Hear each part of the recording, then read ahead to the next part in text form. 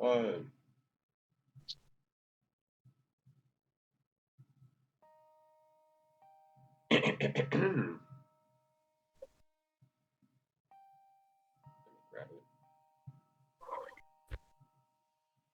Yes. Shall we start? This is a non-profit activity in which we are a bunch of nerds of various areas brought together to bring about an entertaining story. We are simply playing a game for entertainment purposes and to return to when we want to reminisce when we want to listen to it again. Or we just want to work in the same D&D session. DMCA can go suck a dick as well as Jake Parker. This show is rated M for mature for viewers like you. Thank you. That was great. That was Wonderful. great. Wondrous. I had to hold in the laugh the entire time. I'm sorry. Same. I literally had to put my mic away for a second. All right. So, when we last off, our group of this great cities of Cinders, you are breaking up horribly. how about now? Oh, much better. There you go. Much better. Alright. When we last left off, our group of individuals in Dragon's Rest have parted ways from the wedding and carried on their normal lives, for the most part. Broadly stated right here. Kinska went to find answers as to what and why, while seeking out the others who she noticed from the wedding. Gorinox has returned to his shop and is met with a strange child who demanded a tour of the entire place, as well as is currently dealing with the manufacturing of the mechanical arm for Hesmir. Crag has went to discover the piece of evidence he has found in the Magical District over in the Silver District. Said that completely wrong, but okay. Taul has gone to get a new job after the wedding left him kind of without a job for the Silver Fang. And what she found, by chance, I didn't even leave this out for him to just, that's the only thing he could grab. I gave him 3 different options he chose to babysit a child, to babysit Allyssha, who was the child who wanted that tour. So he's going to deal with that shit. And we ended off the last session with Tony about to cut off his friend Strawman's hand to get into the Silver Fang. So, the demand right now is to continue the story with Taul as we wait for Tony to decide to come in. I'm not going to say the reasons why or what could it possibly be. I'm just going to stare deeply at our boy Kagemaru. Deeply. Deep. If you're watching this video, I'm staring straight at you all the way from Ohio. I know your location. He ain't here yet. He's not in Ohio, he's in Oklahoma. Okay. Wow. Okay. Alright. Taul, Yeah. as you leave the house of Allyssha's and begin heading back towards the districts, what do you do in the meantime? As it is going to take a pretty long while. Well, we have to just actually get there, so I guess the best small talk. Things real fast. Say again? I gotta pull up your friend's name and shit. Give me a second. Alrighty. Nope. Grin, right? Mm-hmm. Everybody? Roll. Hello? No, it's not Roll20 this time. It's Discord. Hello? Guys? No, I That's said what I mean. roll. Guys? Yes. Yo, I hear you. There we go. we got you. Alright, yeah, everything just fucking shut off on my Discord. So if you were saying Love. if you were saying something, you gotta say it again. All right, veer. We are going right back to when we were down the street. What were you talking about? You said something about a cold feeling going up your spine, and you were talking about the lady. Whenever we were at that house, did you have a strange feeling like something was watching you? You mean her body? You mean like the staff, like the butler? No. It was like them ghost stories.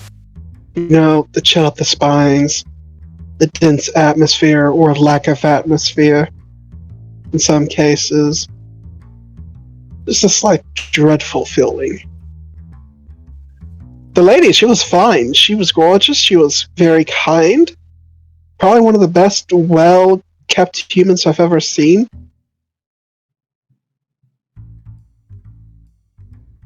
But the house was cold. At least to me. It's pretty big. Probably doesn't get a lot of heat.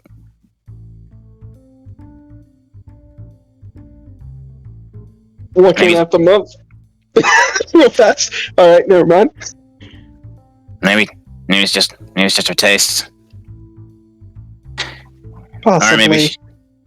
Or you were just feeling the cold chill of a mother who wants their child protected and all that. What's that supposed to mean?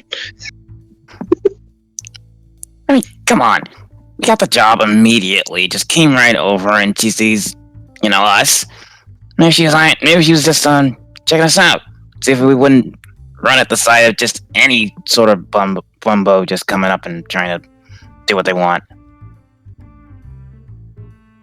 Or maybe we're the only ones that came.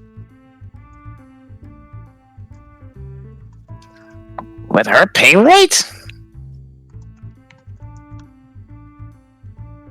He just shrugs his shoulder. You never know. I'm just gonna say we got the drop at the best time.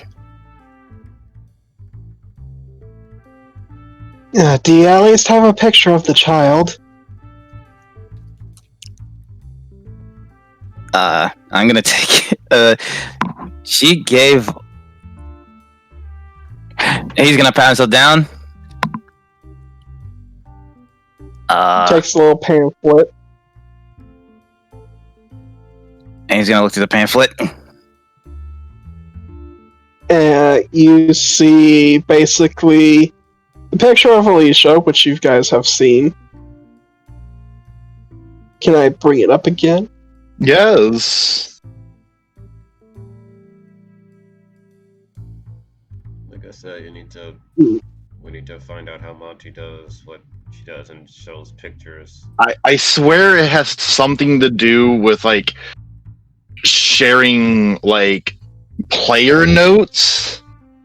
Yeah. There you go. Yeah, I think it's that. I think you put it in player notes and then you share it. You just show the image. You see this? Do I see her summoning the hand too? No, that's just That's just no. That's Okay. That's just for the art. So if anything, I just look at like something like a school photo sort of smile. Yes. Yeah. Okay. Huh. She doesn't look that troubling.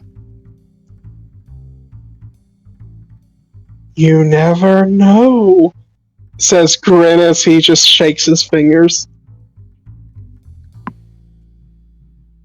At least she seems to have the same attitude as her mother, so that may be a good sign. Goofy smile. He says. Yep, this'll be a breeze. Alright, how far away are we? The train is beginning to make it into the station. And as it does, Allyssha, Yes. You pull out your little pass to get through with no issues into the train station.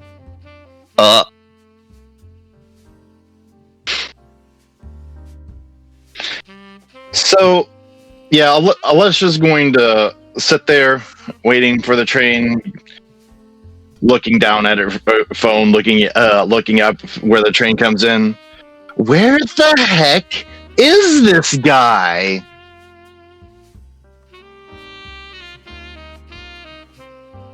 And as the train pulls into the station, releases its dispatching whistle, I need Taul to make a perception check into the crowd. Your friend is going to as well. To GM or just the whole group? It's just a roll of perception, so just roll openly. Your friend doesn't see shit. He's polishing his claws. Gotta keep up appearances. Are you trying to be hidden, or are you a ray of sunshine in the middle of this train station? I'm a ray of sunshine. She's sitting on a bench, quintessentially alone, as close as she can sit to where the train departure's at. There's your answer, Taul. Elbow to his shin a bit just to get his eyes over. Well, that was easy. What? Oh, what the? I thought this was going to be a little bit more complicated. And I'm just gonna approach. Gren will follow behind you, starting to prop himself, getting his bardic ways started. Thank God for notes in my brain. So, Allyssha sees these two gentlemen walk up to her and go, "Well, I sure hope you two are the people that are supposed to watch me, because you're late." What was that? Okay, I'm not gonna question that roll. Alright, he's gonna clear so. Yes, we are. It's lovely to meet you.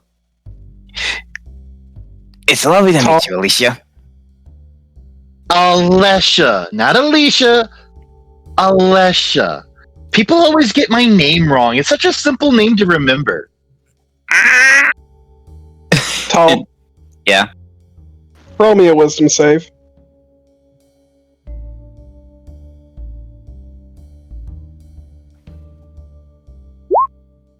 Everything's fine.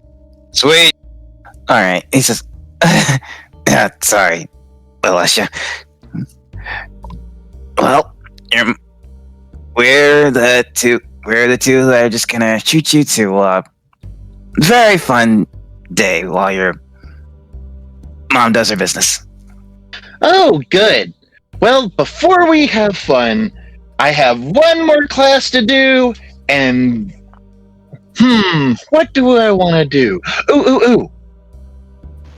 You see, I talked to a really pretty dragonborn lady about going to the mall. I think I want to go there first. How expensive is the mall? It depends on what you're buying. In the back of my mind, oh boy. It's a mall. What'd you expect? Yeah, it's a mall. Oh boy. He says, "Oh, that sounds great." Well, we got to do escort with this young lady. Might as well do introductions. The taller individual behind the being in front of you currently, Allyssha, takes a grandiose bow like that of a musician. And he says, "Glenn Tarsax at your service." Ooh, that's a fancy name. I just stick my hand out for a handshake. Taul Grilt. She thinks about it for a second. And she puts her hands out for a handshake. DM, is it okay if I do? Is it okay if I do a contesting strength on this guy? If you want to, go ahead. Yes. Let me pull up my. All I see is stranger danger memes popping up now. Oh no! Stranger danger. It's just a handshake! It Do is. a contested strength thing if you want to not be tossed by this child. Oh no. Lucky for you. Her strength ain't that good. Oh boy. 17 for the child. 14 for Taul. You How would do you want to see. describe this handshake? You would see that Allyssha has a little bit tighter grip than you would suspect for a child. It doesn't hurt. It's just you don't expect a child to have this good of a grip.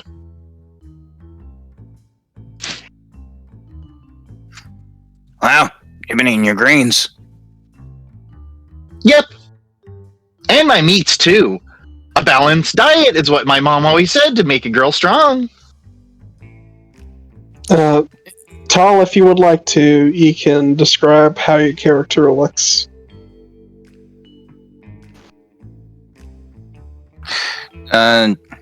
She sees before her just a suited dressed individual, short, about might be close to her height. Might be close to her height, a little bit higher, and he has these little bits of platings around his face, yet he has these long goblin-like ears and black slitted eyes with yellow color around them. And when he smiles, there is like a slightly studded yet oval sharpened point to his teeth. Well, I get your friend's name. What's your name? Taul Grilt. Is that like a secret name, or is that your real name? Yes. Name's Taul. Oh, that's kind of a cruel joke. It is. Anyway, let's not worry about that right now. Let's go take me to my next class. Yep, let's go. Jimmy. Damn it. Right. Oh, in your opinion, which class would that be for? Which class? Going to her magic class. Okay.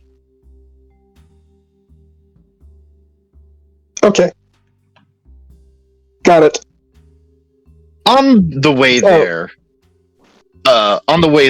is it okay if I do a little bit of conversating? Yes. Okay. So, I've been walking around a little bit, and I found a really interesting place. Want to guess what it is? Yep.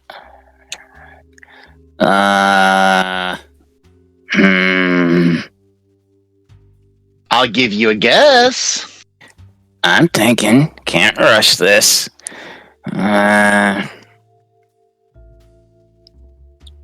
Do you need a Meanwhile, your clue? friend is just reading the newspaper. You found a really, really shiny see-through rock. I wish I could use that. But, nope. It's a building. Oh, well, that was going to be my fifth guess. Well, you know what's really interesting about this building? Really bad signage. Don't know how they get business. Jenny is still recovering from your escapade into Dower Steamworks. Well, sometimes people gotta make by the best they can. Even if their signs have to be a little crummy. Yeah, I did give him some good advice. Didn't look like he took it to heart or anything.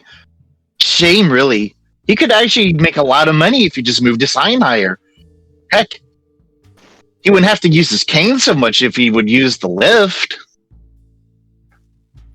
Cane. Sounds like he's been in business for a while if he has to use a cane. He probably got hurt or something. He doesn't look that old for a dragonborn.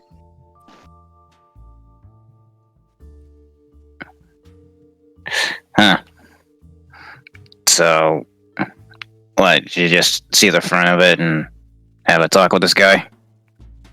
Kinda. Session 2, people. Session 2. Can't miss it. Come on! I'm trying not to think too hard. Fucking miss it. Please, just miss it. Like, out of all the sessions, listen to them, but anything that has Allyssha speaking, just block it out. It's about 30 minutes of Gorinox trying not to kill a child. It was glorious.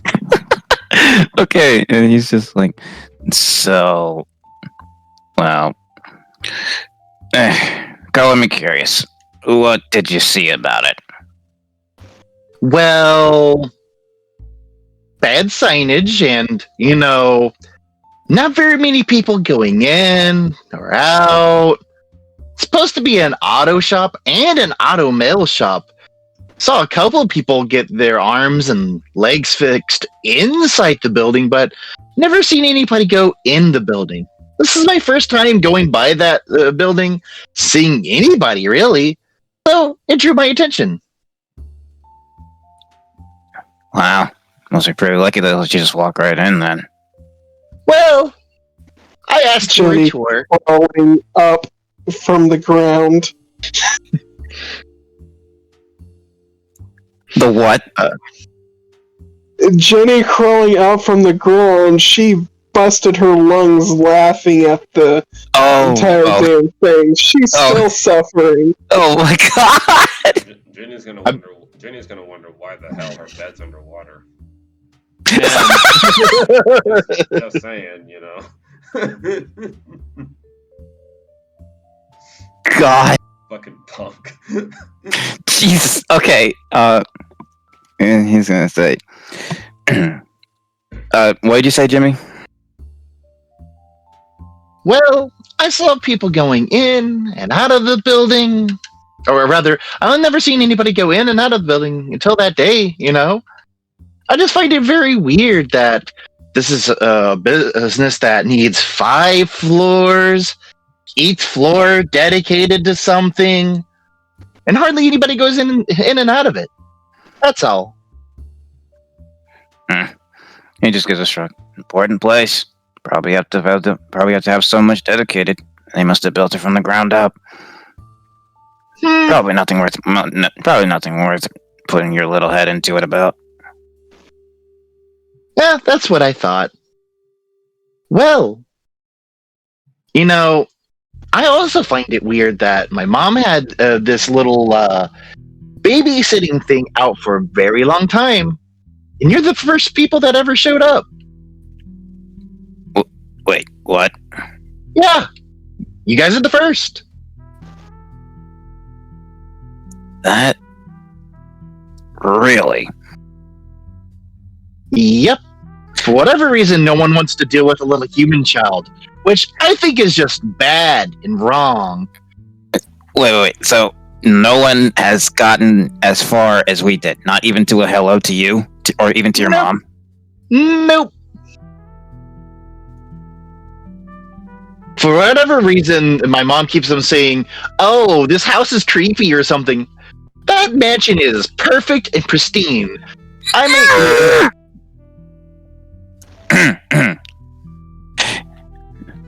Really? Yeah. How do I hide the quick second of tension on his face? Deception.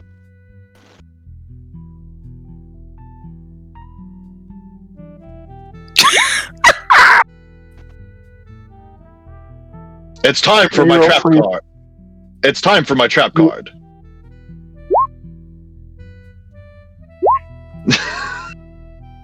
So for a brief second, you just see his face just blank, and as the gears shift and everything from what he just recalled comes back, and then he just tries to just pull the brake and reverse it back into his usual personality.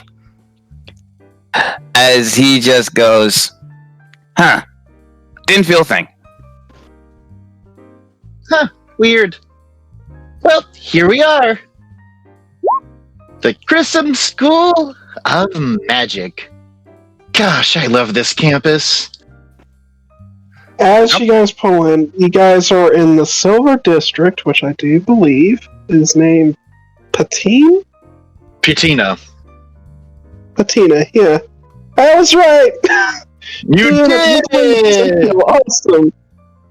For Patina, this is made for living, but also for the study of arts as well.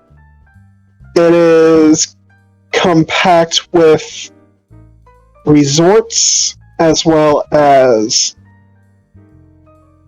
little villas for people to walk around in, little gardens, anything that would keeps people happy in a community, it's there. This is where you find your sports, everything. Well, most of the sports. Some of the bigger sports is in the entertainment district. Also, But along here, you also see multitudes of towers, each with varying sizes and designs. And behind it is is one of the most ancient buildings in the area, and it's the Grand Castle of Wizardry. also, Patina's the copper district. Oxide is silver.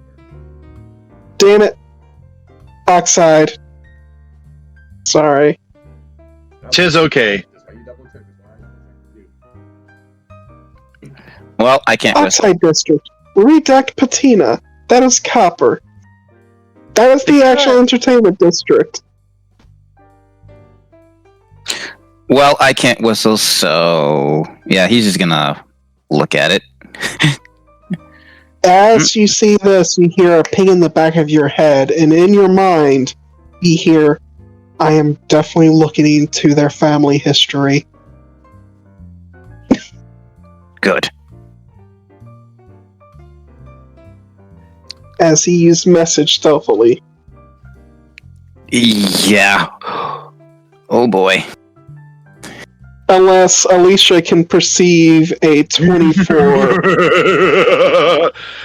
What do I need to do that?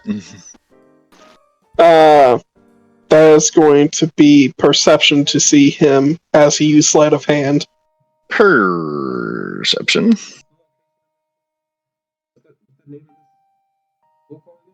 And here we go. Boy, not 20, I swear to God. That'd be funny as hell. Well, close. Nope. Jimmy, what's the name? Nope. 18. It's an 18 on Alyssa's perception, in which all you see is this good dragonborn boy just whistling and flipping the newspaper. Jimmy, the name of your school. What was it called? What was that, right? What was the name of your school called again? Yeah. The Grissom Academy of Magics. In bold print for everyone to see. Bold print. In You also notice, Taul, that This isn't a normal boarding school for kids. You see nothing but adults going in and out of this building. First things first. Mhm. First things first. Train station doesn't go straight to the castle. Guys are at the foothills of the towers. With that being said, as you guys do enter and make your way to the castle, Crag, roll a perception. Squeeze me. Squeeze. Crag, squeeze that perception check for me. You're both in the same area. I'm sorry, but the way you said that, Cinders. 15. Are any of you trying to be hidden? Or are you just passing by normally? No, it's just we're trying to follow this kid through to school. That's about it. No hiding here. Squeeze me. That's All right. easy.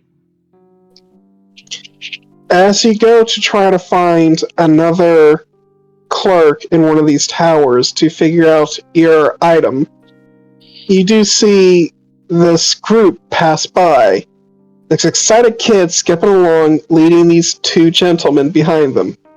One familiar, one not. One dragonborn, that one guy that pulled a sniper on the guy.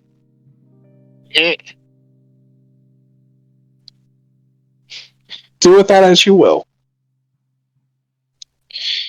I mean, it's unrelated to what he's doing. He's just gonna give like a and Correct. continue driving back home.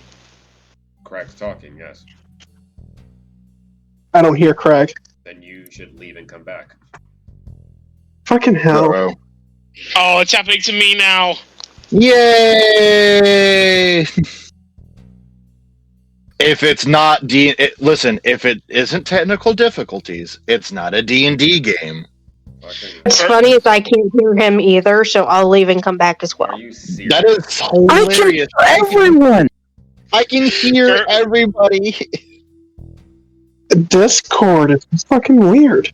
First it was Ray, then it was Vice. Now it's me. Now it's you. Next it'll be me. I'll talk Watch. to you. God. What about now? Can you guys hear me now?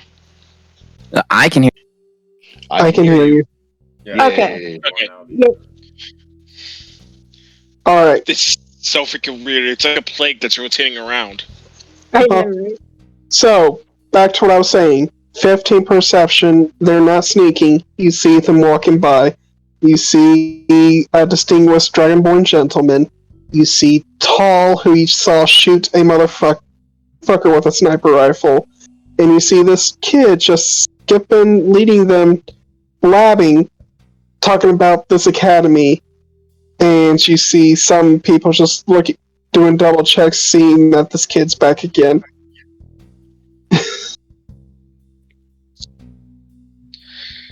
All right. Crag is just gonna look at them, and unfortunately, it's dang it. I said this thing before. Why am I blanking on it? It's unrelated to what he's doing right now. So he's just gonna look at that group and give like a as he tries by. Alright.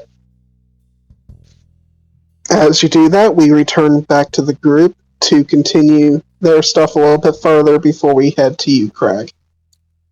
All right. Alright, Allyssha. You can continue what you were saying, I'm sorry. It's all right.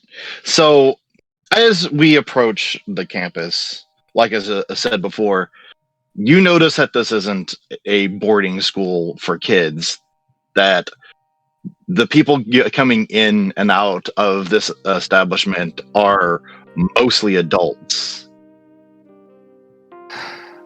Walking around, pass by one, saying excuse me to another, and then as he starts to see not on her size, and he just like walks up a bit to be right next to her, as he's just like, so where's your grade? As he like even puts a hand over his eyes, just like see a bit better without the sun in the face.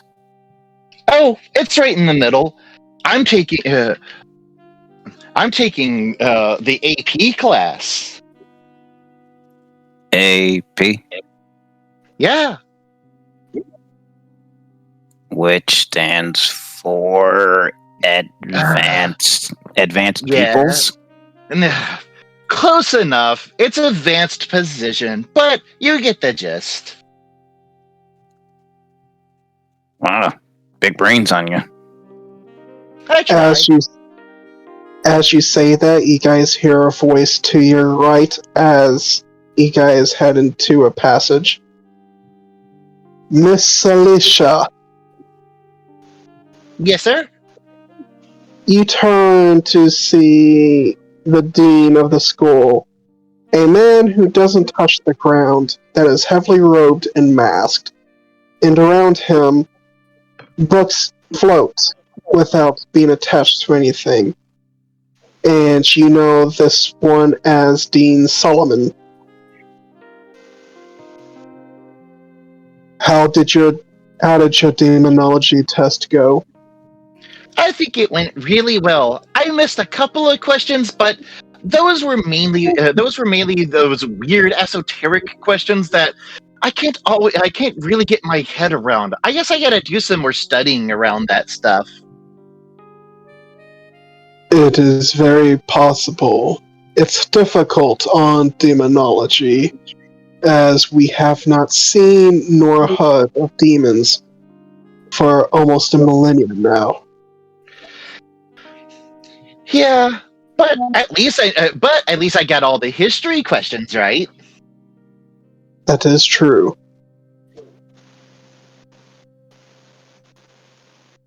Keep up your studies.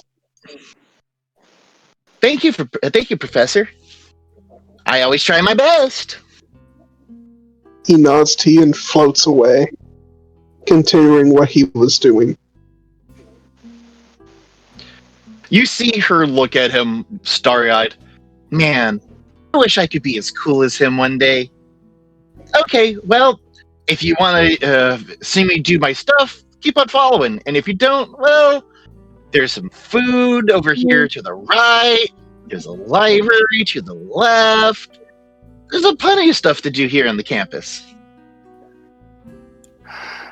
Nope. We're here to make sure you have a good day, so we're still right on you. All right.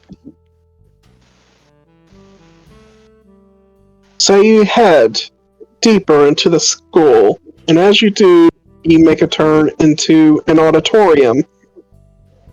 And you see as a silver-haired woman writes rapidly on the board to prepare for the next class, as you see Professor Shaw.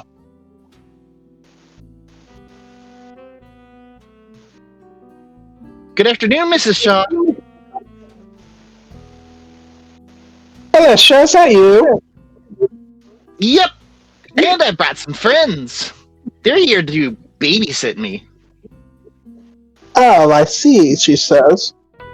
Well, if you two don't mind, stay in the back. The front rows are for my students. Understood, ma'am.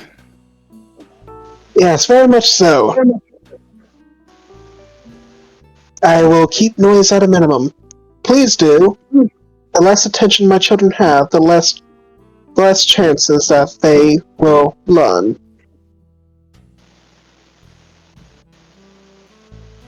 As she begins writing on the board again, and slowly but surely, other individuals begin to line up into this auditorium as they prepare for their studies. And the studies will be on alteration. You see her. You see her giddy with excitement. You see her giddy with the excitement of this lesson that she's about to study.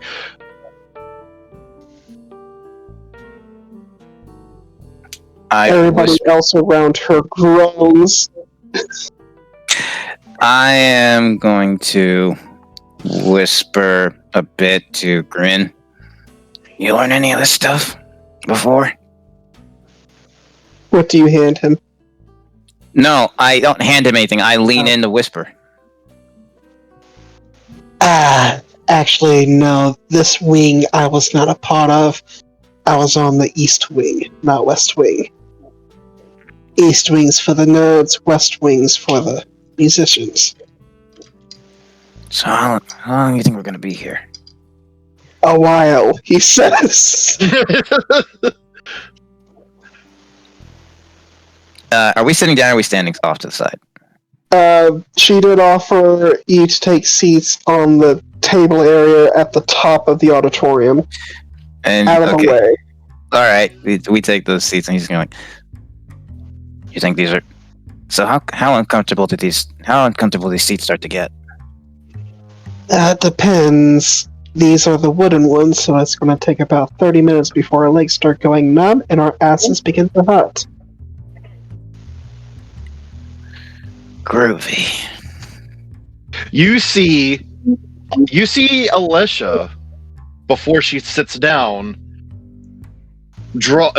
point a finger above her head and make a circular motion above her head as a pillow drops from thin air into her hand as she puts it on the seat and sits down on it. I look at Grin. You cheating bitch. What do I see? Taul, I will need you to make an insight check for me real fast. As you see this happen. Not 20.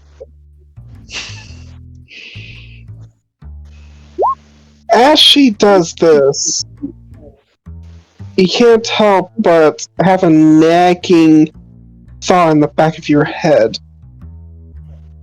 You've seen distortion like this before, and you can't exactly remember where. Though this has set you on your mind to be trying to get this thought. It's a really good fucking roll, but it was very... the thing in question is very slight. Alright. It was very slight. It was hard to notice. Alright, something to put upon his brain for later. As when he sees that, do all the other students do the same thing? Some do. Some don't. Some pull out pillows from their bags. Which doesn't seem to exactly fit some of the bags for some reason. I look at Grin for a second, and then I just look up and draw the same circle in the air. Anything happen? Do you know any spells or cantrips that would create such a thing? Let's see. You can message it to me if you want. Nope. Nothing happens. Worth a shot, he says to Grin as he just sits in and waits for that numbness to kick right in as the lesson starts. As he does, he makes a whistling sound and 2 pillows pop out of thin air. 2 small pillows, as they have to be hand-sized. It's not much, but it's gotta work. For you, as I sit down with my small stature. Alright, I want to enjoy watching you suffer, then he says as he takes 2 pillows and politely puts them onto his ass cheeks.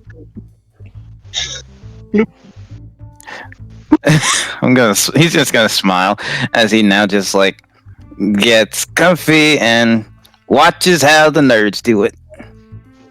Alright, as you do, we're going to shift to Crag now. It's Crag time. It's Crag time.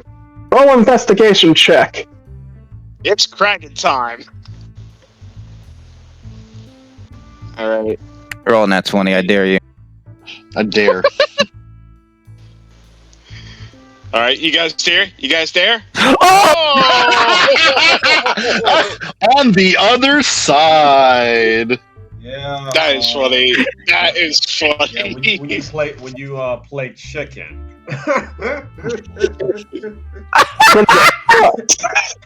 Alright. Let's focus. Let's get this done. As you do, tower by tower, you get the same answers. It's a talon. It's a piece of talon.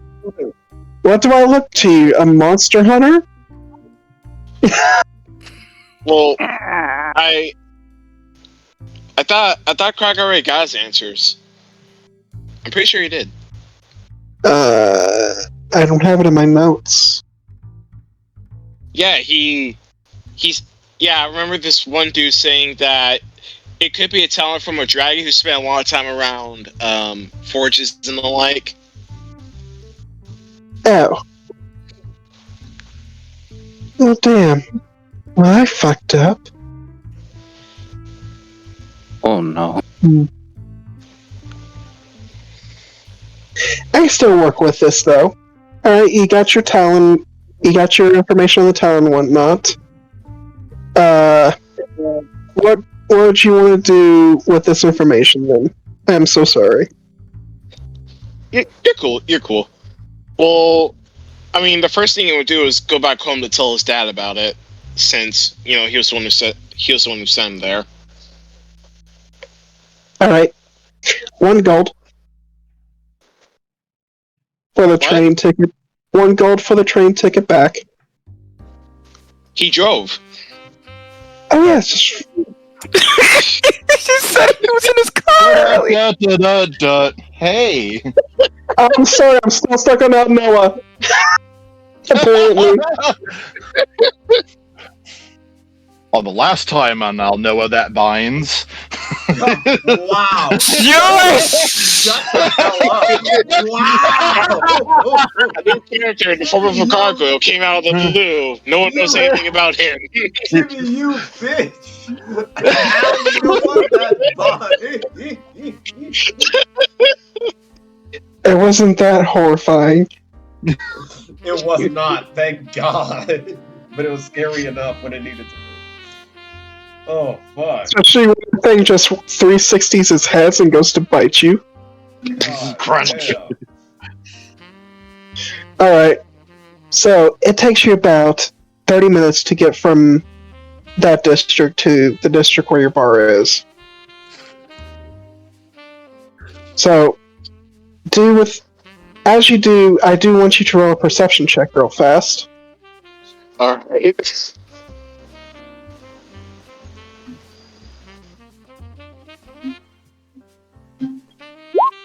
As you do, and you pass through the last tower, you do notice something that you didn't see on your first run.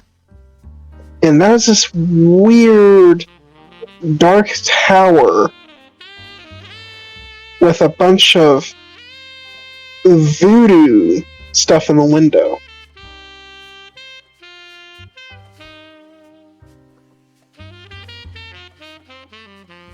Okay. Do with that information as you will. I mean, It wasn't. I mean, again, it's not related to his current mission right now. Okay. He just got the info that he needed off the claw. He doesn't need to go anywhere else for it. Alright. You head back home then.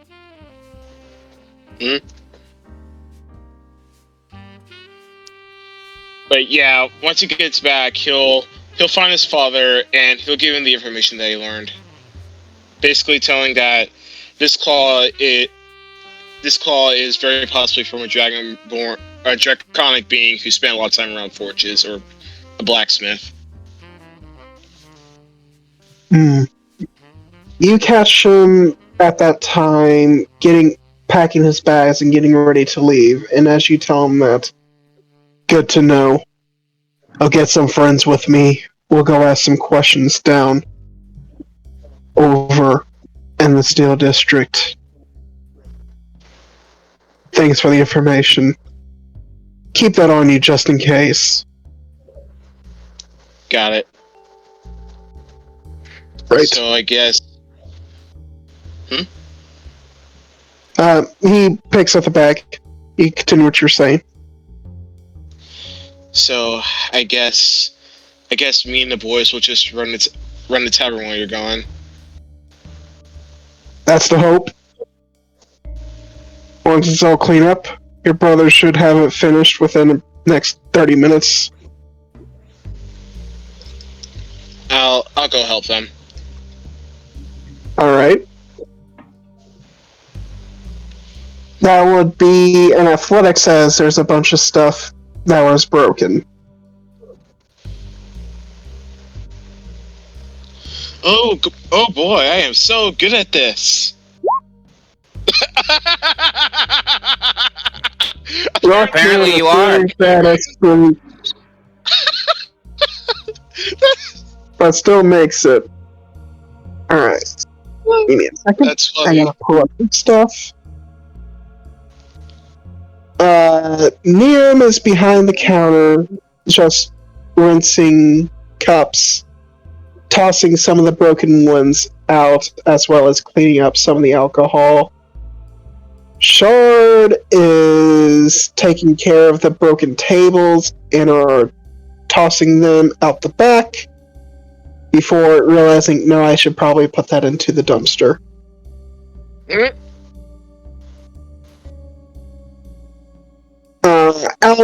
Alpha is nowhere to be seen for some reason.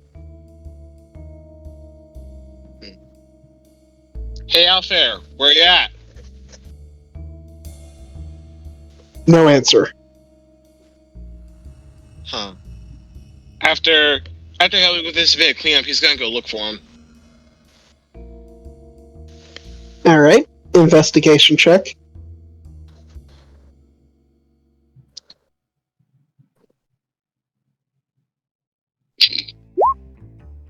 Nine. Oh, that brother go. What? Your brother is gone. He is not in the building. He's gonna head back down to the bar and he's gonna ask, "Hey, have any of you guys seen Alfair?" Last time I checked, he was kind of going out to go get some more booze. Kind of knocked out a good portion of our stock. Says Shard. When is he supposed to be back? He left about 10 minutes ago. He's got to go over to that one. Niam pops up. 25 minutes exactly. Goes back to the counter. Alright, thanks, Niam. Yeah, what he said. Smartass. Dumbass. Fuck you. Yeah, why you ask? Crag just rolls his eyes as he continues with his work.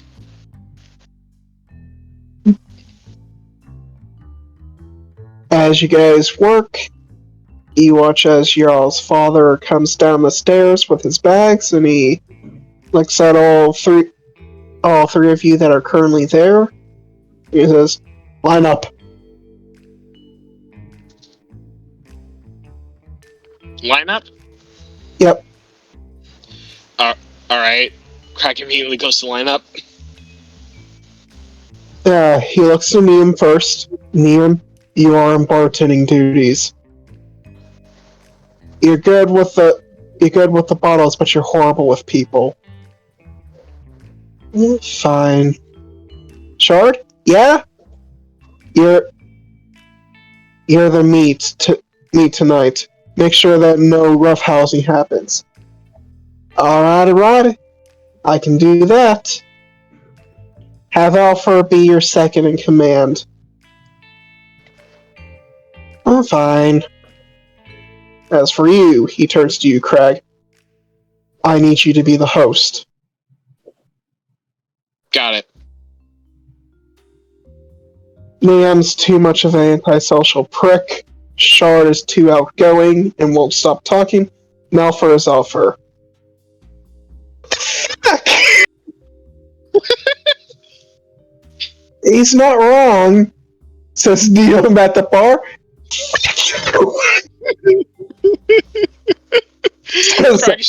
scared. Hey, Just sticking around ever since they started. Ever since they started fighting. what I said, that's where it's going to be done. I make myself clear? Yeah. Yeah. The other employees will be in shortly. They will help out with anything else. Make sure nobody puts hands on the barmaids. Got it. Well, if they do that, they're going to be talking with my fist. So Shard, as he holds out a fist. Sorry, it's the voice that keeps popping up whenever I think of Shard. Yeah, no offense, Shard, but if they're gonna be talking to anyone's fist, it's gotta be out theirs. Beat him in an arm wrestling contest. I can do it too. I'm not saying you can't. I'm just saying that there's someone who can do it very much so better. He looks hurt. Then he goes to pick up a table that's been upturned and says, "Well, I'll never betrayed by my little brother." Oh, come on, Shard. You know that no one can play a guitar like you can. Still, he says as he continues to strain up the place. You also definitely have the best singing voice out of all of us. Y'all can't hit the high notes like I can. I'm not fucking singing for you guys. I'll get in trouble. Here, I'll do it.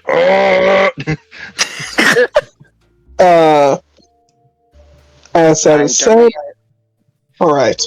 I don't know when I'll be back, but I'll be back. Maybe. He says as he begins walking out the door. We'll be here, probably, says Shard. Yeah, keep your heads up. Anybody showing up here with the Black Claw insignia, they're not allowed in here. And if they try to force themselves in? You know what to do. Yes, sir. Oh boy, lethal force? Let's not do that. We don't want the police back in here. Fuck! Who said that? Was that Shard or Niam? That was Shard. Crag just looks out like he's crazy. What? They destroyed our little place. Of course I want to kill one of them. I mean... Killing one's not going to get you into the Silver Fang. Damn it. Wait. You actually want to be with the Silver Fangs? Why not? Paul used to be part of them. The word is used to. I'm only going back because I owe a favor. So, they do some good. Some rights don't fix up many wrongs, son. When realize that either sooner or later when it's too late.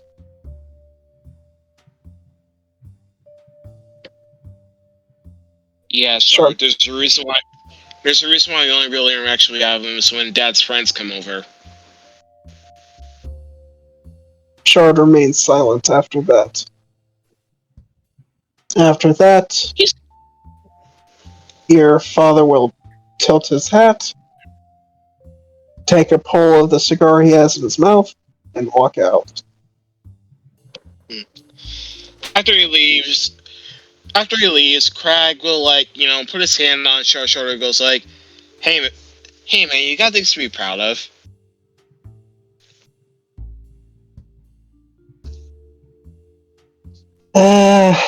If you say so, he says as he begins to head out to the front gate to be the bodyguard.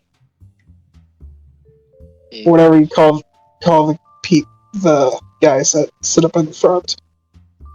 I can't remember. how about this, Shard? How about you go on the stage over there and be entertainment whenever Alfred gets back? He kind of nods his head. You know, give the people something to be jolly over.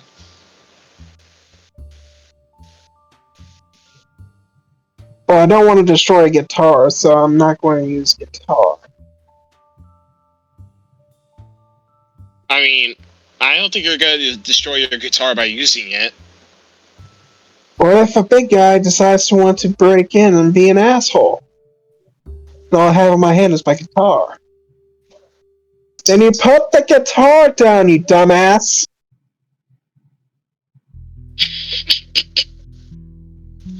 Okay, you two. I know you have your little weird brotherly rivalry going on, but can't not, at least until Dak gets back. They both look at each other, and at the same time, no. Face palms. How is it that I'm technically the youngest out of all of us? How? They get into position and get ready, and 5 minutes pass by before some of the barmaids as well as extra hands begin to pop in, and slowly but surely patrons begin to trickle into the establishment. How is your way of greeting the people into the bar? He'll just give him a simple warm welcome. Just like, All right. just a simple welcome to the Stone Wings. You get greeted. People are nice and generous. They get into there and they begin to drink. And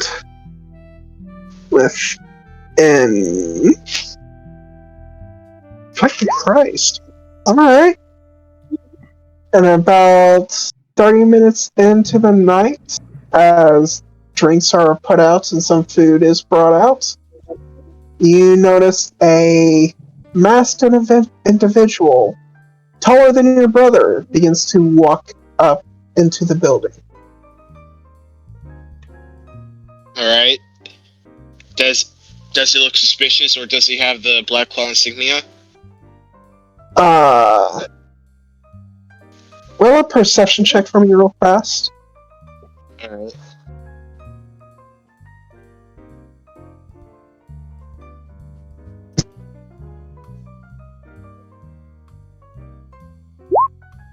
The first thing that's heavily noticed about this masked individual is the fact that he is a firbolg. The second, he carries with him a hurdy-gurdy. I'm sorry, I need to look up what that is. You don't know what a hurdy-gurdy is? No, this is my first time hearing about it. It's a Byzantine-era instrument. Oh.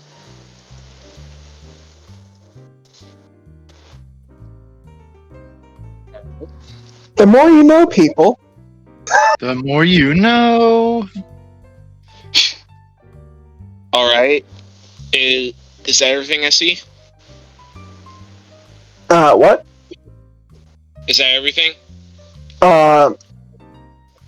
He's well-dressed, seems to have notes in his hands, and he approaches towards you. The mask in question has the facsimile of that of a wolf. Hello, is this the host of this establishment? He says in a dulcet tone. For the next couple of nights, yes. Good. I had a reservation for the music booth. I am here to entertain tonight. Crag is gonna check the reservations just in case. Alright. You do, and first on the list is the Masked Man, literally named the Masked Man. Slight eye twitch that doesn't have an actual name. I take it you're this masked man? Does a musician's bow towards you? The one and the same.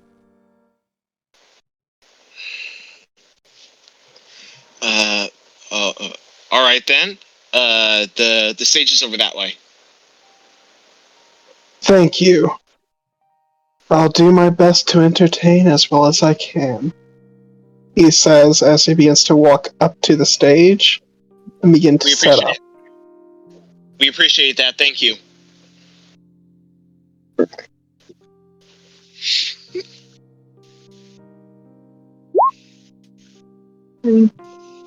25. And perform he shall as he rolls a 25. Yeesh! Yes.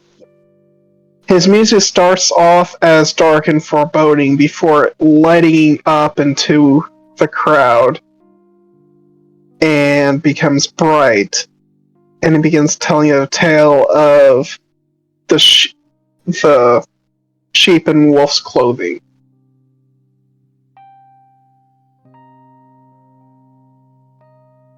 He will perform for an entire hour, and as he does, he gets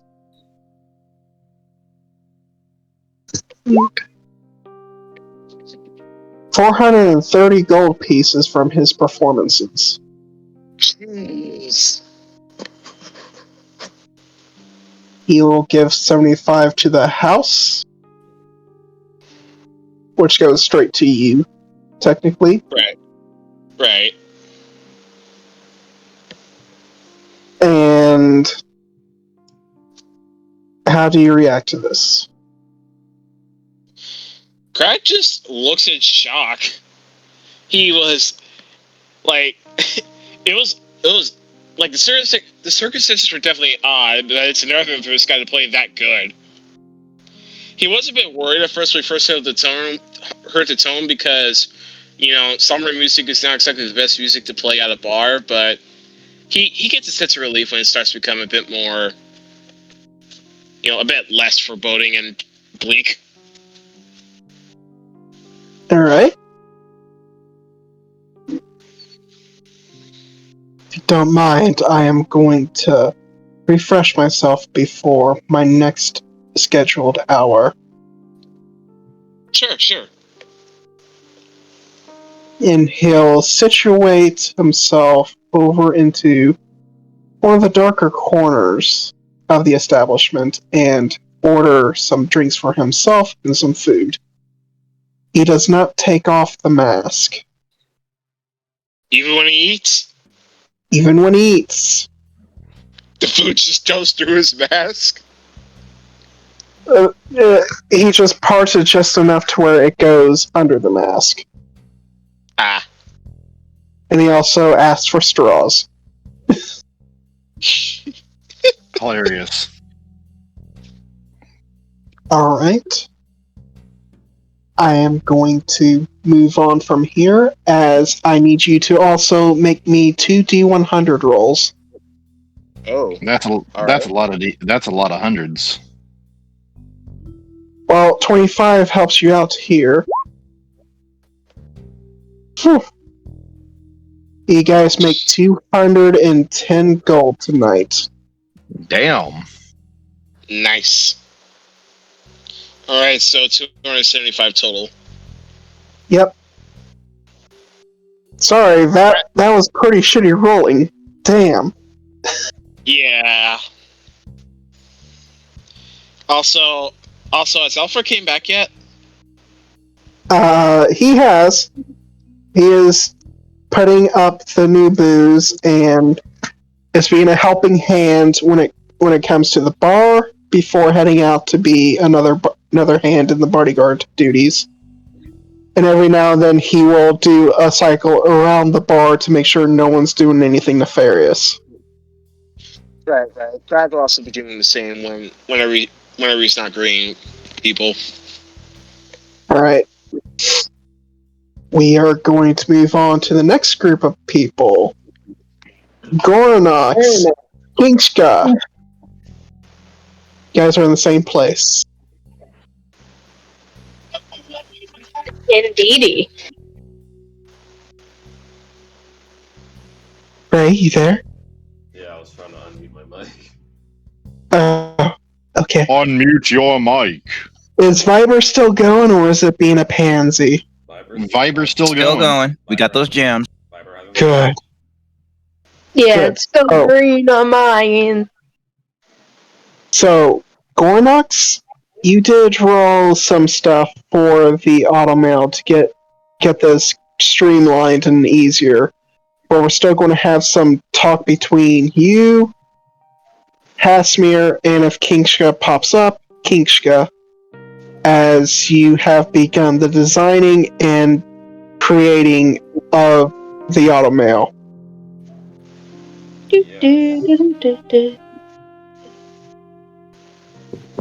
So, pulling back my notes so I can get back to that bit.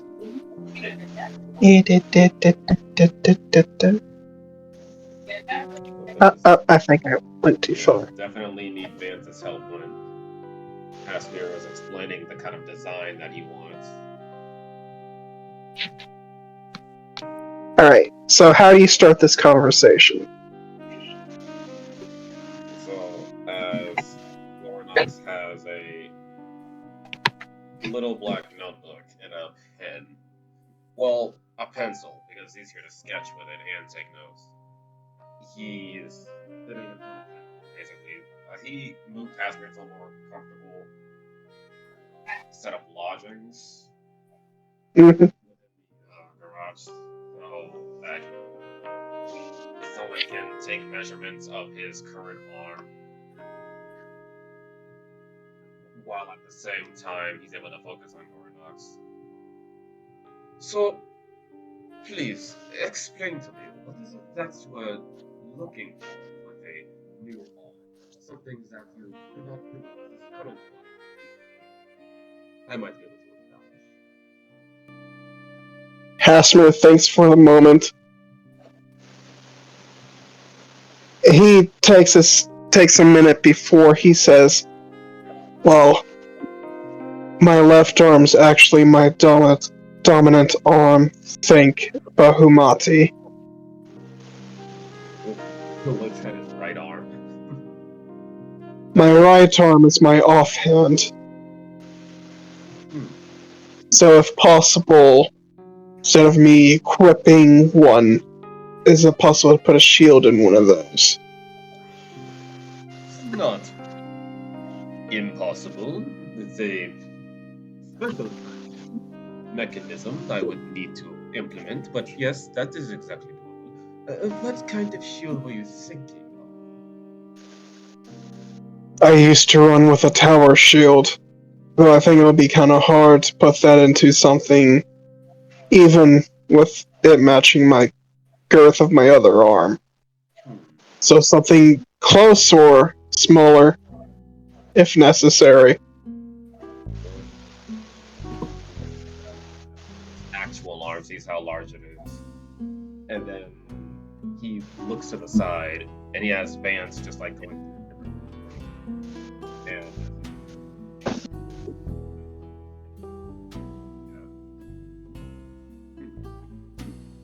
they confirm together, and then gives a small smile. I will admit, a tower shield is something we have not actually done yet. Oh. Though, considering the fact that you are a, looks him up and down, hefty individual, and we do have a lot of experimental artificery that we have not exactly used yet, I would like to say we are up for the challenge. And if not, yes, we could implement a smaller shield. Mm, that would be nice. Another thing I'd like, they can see the sword and everything that I usually use, as well as the lance. Something that they won't expect would be nice. Expect so some sort of hidden weapon within your arm, yes? Yeah. Either something that's very quick, or something that is very impressionable. I think that's the right word my wife used. Impressionable. He taps at his side of his muzzle with the pencil, and he's just getting a couple of Could I make the suggestion? ideas. He glanced back. Why not have the shield as the weapon? Not Think possible. about it. It's supposed to come out of the arm anyway. So what if it just folds in the middle and then it clamps down on things like a freaking crocodile? That is. He like his eyes drift around as he's looking for the word. That is a lot of mechanical things going into that, and that just makes everything difficult, says fans. That is inspirational. I will say that much. But to not only implement a shield that is supposed to work on a reflex mechanism, but to also make the shield spiral and break apart and clamp down, that is not something that can actually feasibly work. Oh, I was thinking like fold a pancake in half, darling. Yes, I know. That's exactly what I'm responding to. That cannot exactly work. But I do have an idea. Based on what you said, I can implement a weapon, though it's going to have to be on the underside of the arm, if the shield is going to be on the forearm. Hasser brings up his good arm, so like this, as he points out he stretches out his hand and holds his palm open. Exactly, like that. Like from your wrist to the middle of your underarm. It would be small, compact, but that is also doable. I was thinking possibly a firearm. Vance kind of taps you. You think what I'm thinking? Oh, you want to try that? We haven't tried that yet. We haven't found an arm that was big enough. Yeah. And, won't explode whenever it does its thing, Yes. Oh, Very it sounds like you two have something great planned. It's something experimental we've been working on. Haven't actually been able to, a prototype. a prototype. It works by itself, but when manufactured into normal arms, it kind of malfunctions, I would say. Yes. But him looks at the framework that's going on right now. He's got girth. We can use that. We could, not to mention, if this is to work with this type of arm, then this arm has to be one of the best ones we've made. We'll have to use our best equipment, Vance. I know the exact frame. I'm gonna go grab it. Blinks as sees Vance run off. He's going to go into the inventory. It's going to take him a couple minutes. He'll be back in a couple of minutes. As he's looking at Hasmir and he's writing down. As he's writing down the notes. Now, I hope you don't mind, but I have a bit of a personal question regarding your current arm. And Yeah. do you know the name of the one who had bequeathed it to you? There were a lot of doctors. The blast I took they required multiple doctors. Give me a second. It should, As he is. it should have some sort of make or model on it. Something that can trace back the user.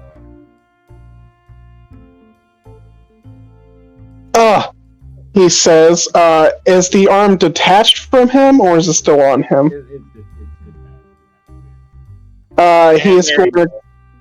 He is going to grab the arm, and he's going to turn to you with the arm end towards you.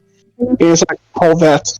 He wanted Gorinox to pull something like a mechanism in the arm.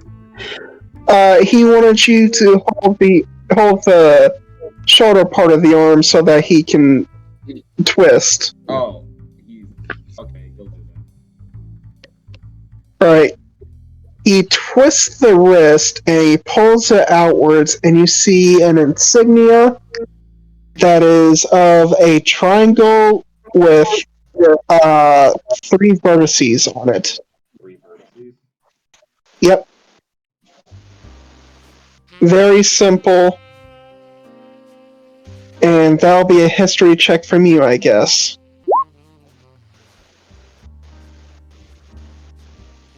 Alright, you used adrenaline. Which one are you using?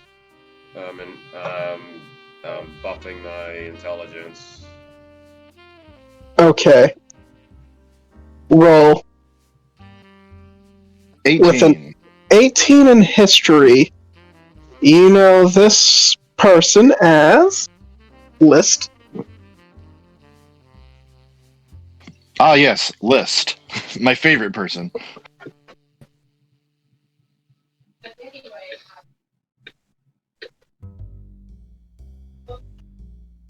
Valster Industry.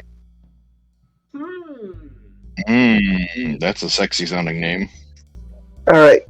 You know Valster Industry as the mainline choice for replacement automail.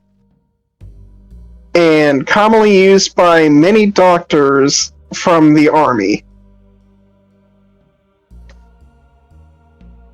This one in particular, you know this to be a grade C armament, which is usually reserved for those who don't have much money.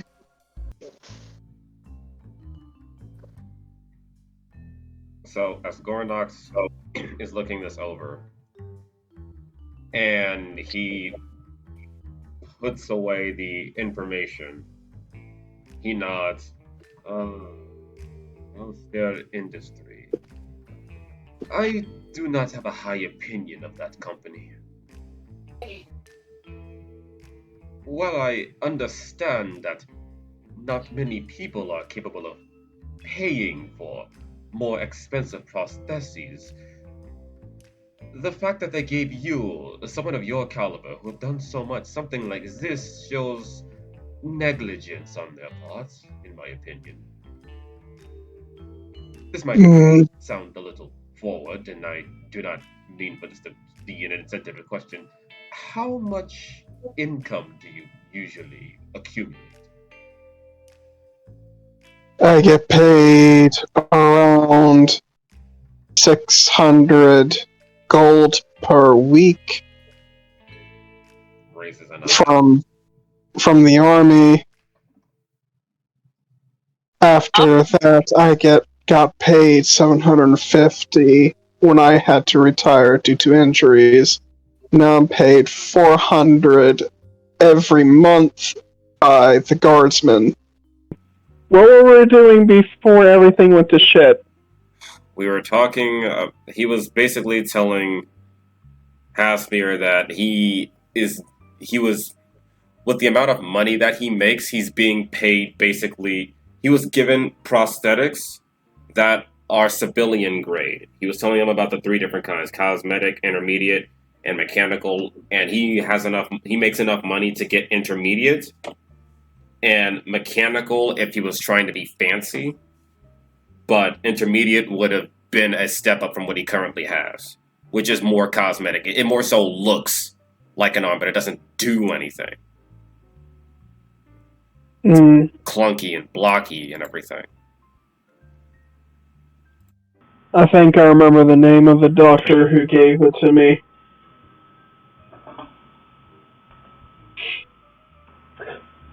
And who would that be? Dr. Cyanoct. Oh God, can you spell that? No. No.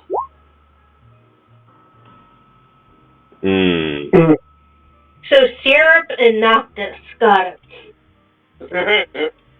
That'll be another history check for you. You're not. Okay, history check. I only got that one. I don't know shit about this dude. You can actually roll for this one because this can go into your stuff and it's straight. Oh, okay. All right. Gory rolls a 11. Oh wait, no, that's Kinska.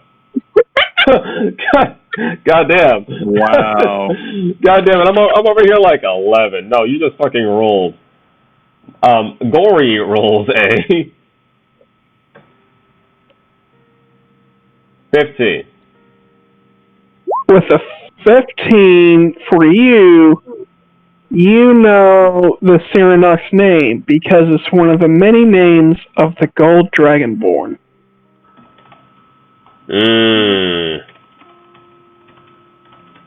For Kinska, she remembers a report of a Cyanox in an incident with a chromatic dragonborn. That's about it for you. But Gorinox, you do know that the Cyanox are one of the common names of individuals who fought in the Great War before, who has a deep hatred for chromatics. And unfortunately, Hasmir, as you see him, is both white scales and blue scales. The Cyanox name, that explains everything. As he just opens his eyes and his face looks...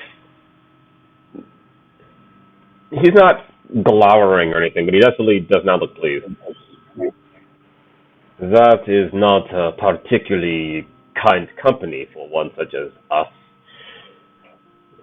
Now I fully understand. Your treatment was done out of pure stereotypism. Stereotypism? Yeah. Stereotyping. Yes. Scale would be that's the perfect thing. Scale. The Cyanox do not care for chromatics, and since one gave you your arm, they just gave you what they deem worked and left you on your way. Of course they would not give you something fit for someone of your caliber. Well, I disagree.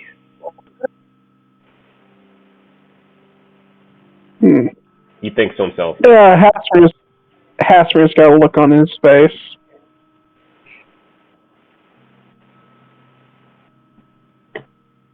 He looks slightly disappointed with that.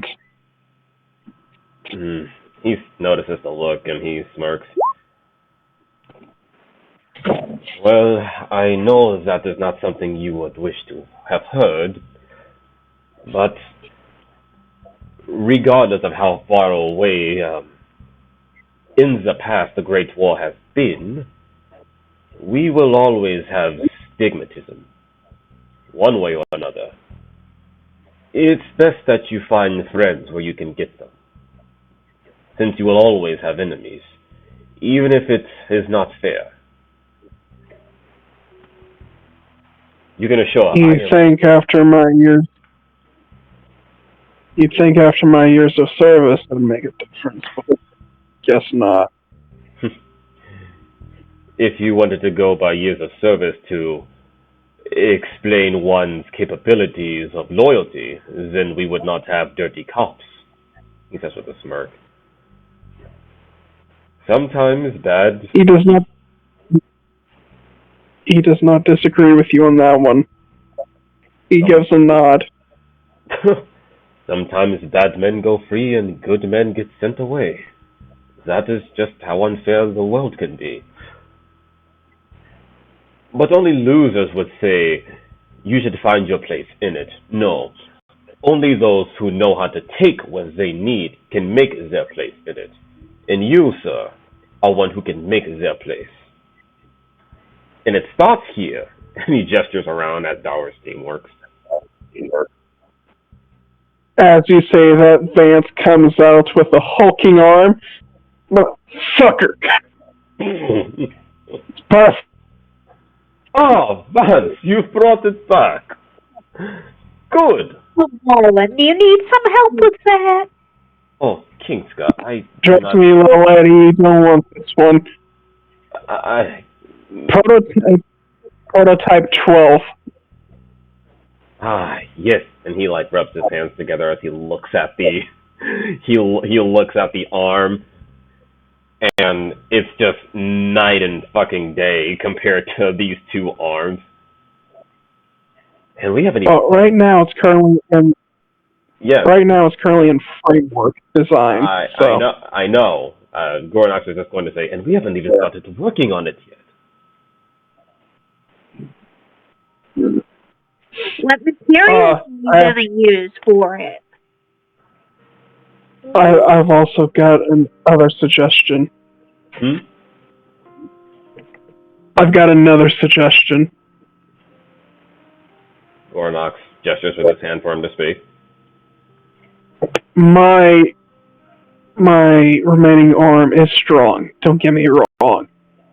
But do you think it's possible that you can get this arm, to go a little bit above and beyond? It will make it easier getting into places when I need to save someone or break down something that not a normal arm can destroy. Or deadlift the ladies. I see you. Oh, come on.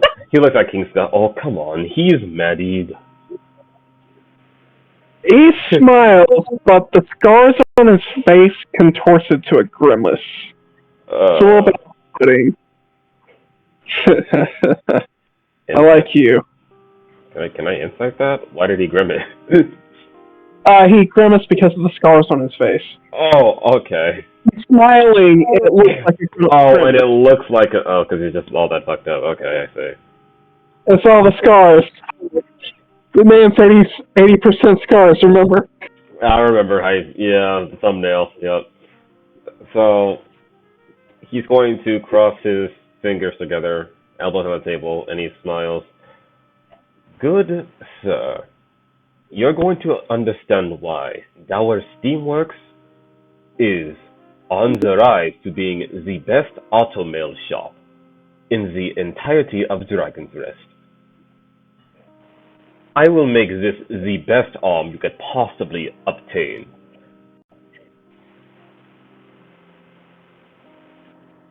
That keeps the smile on, as awkward as it looks.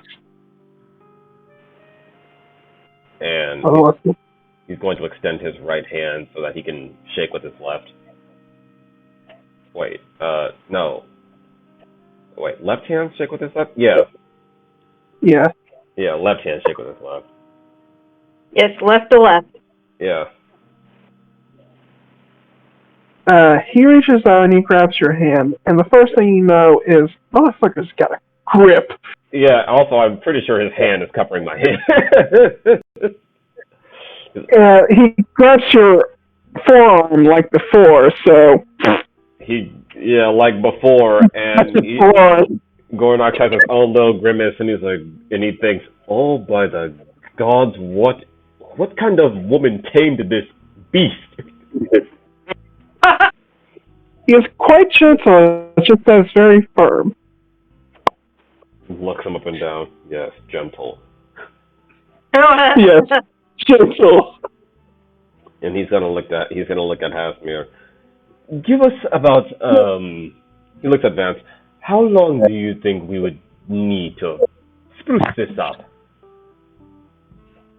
He's going to want those couplings that would be reinforced and allow him to use the muscle fibers we have that has a little bit of platinum in it, which would give him the strength he's asking for. So, and we also need to do a little bit of engraving too.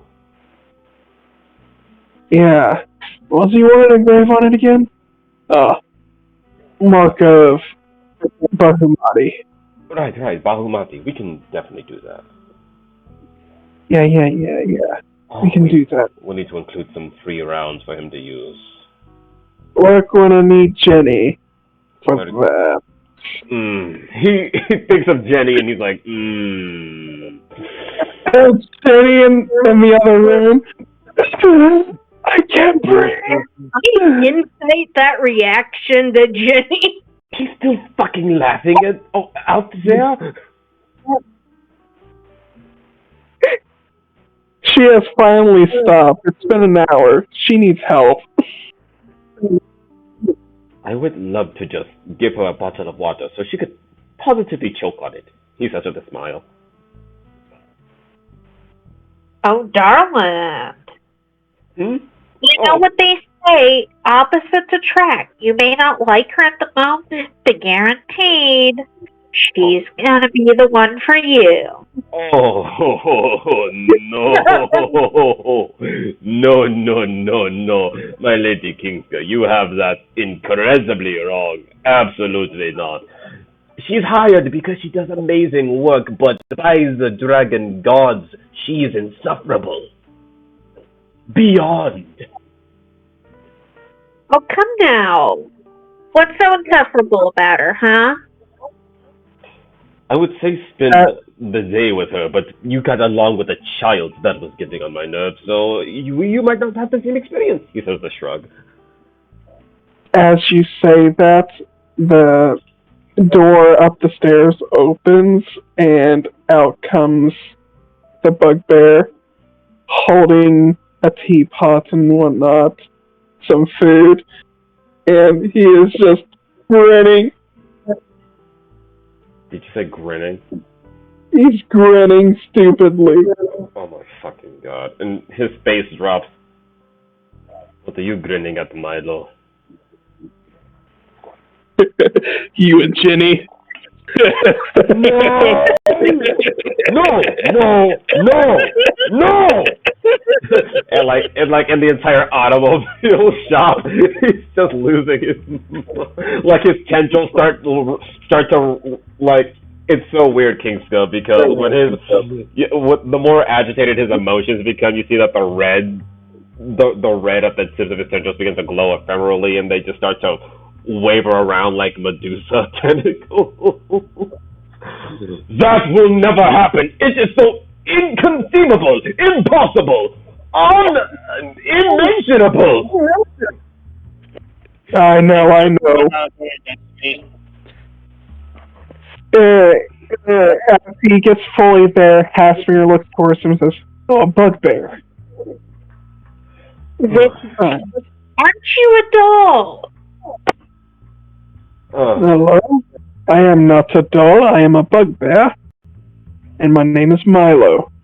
Would you like some tea? Oh, yes, please. Thank you so much, Milo. Hasmir, Kinska, I would like to introduce you to Milo Collins. He is my assistant manager. Greetings and salutations.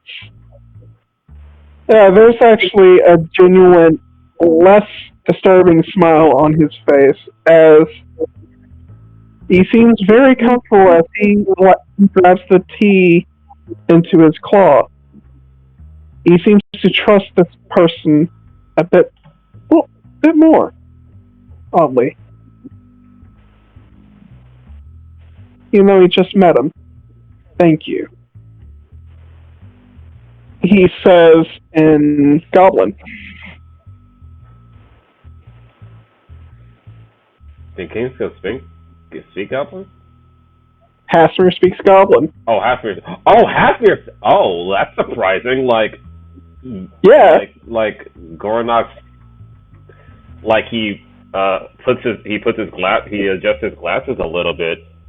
You speak the goblin tongue. A little bit. My brother's still teaching me.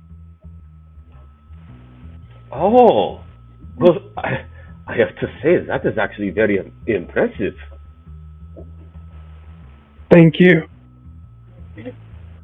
Learning more than one language, that it just shows that you aren't just muscular but smart as well. Aren't you a delight? I don't want to say smart, more like tactful. And I did it because Colton helped me out in dark times recovering. Colton? Oh, I assume this is the brother you are speaking of. Yes, he is also Bugbear. Oh! He looked at Milo and he just has a smirk. I think we're making fast friends.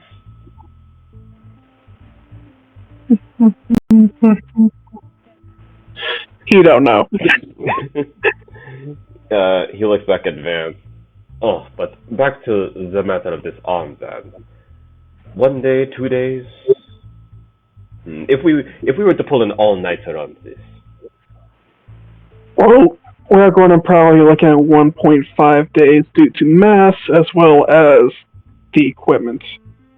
We're still working on that tower shield prototype as well. Yes, and it has to be a thin type of shield, but very strong. Strong as an actual one. We may have to delve into our titanium steel. He grumbles a bit. But he just shakes his head and he just nods. Yes, I think we're going to have to.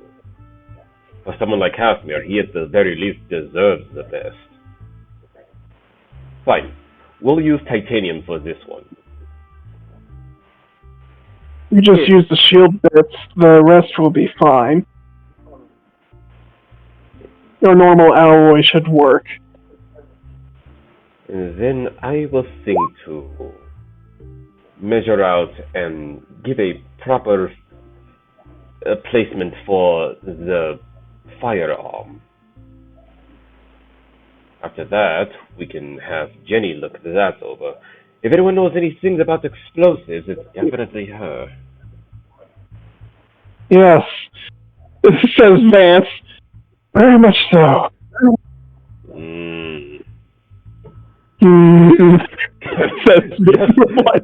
just both of them, just this disgruntled sounding.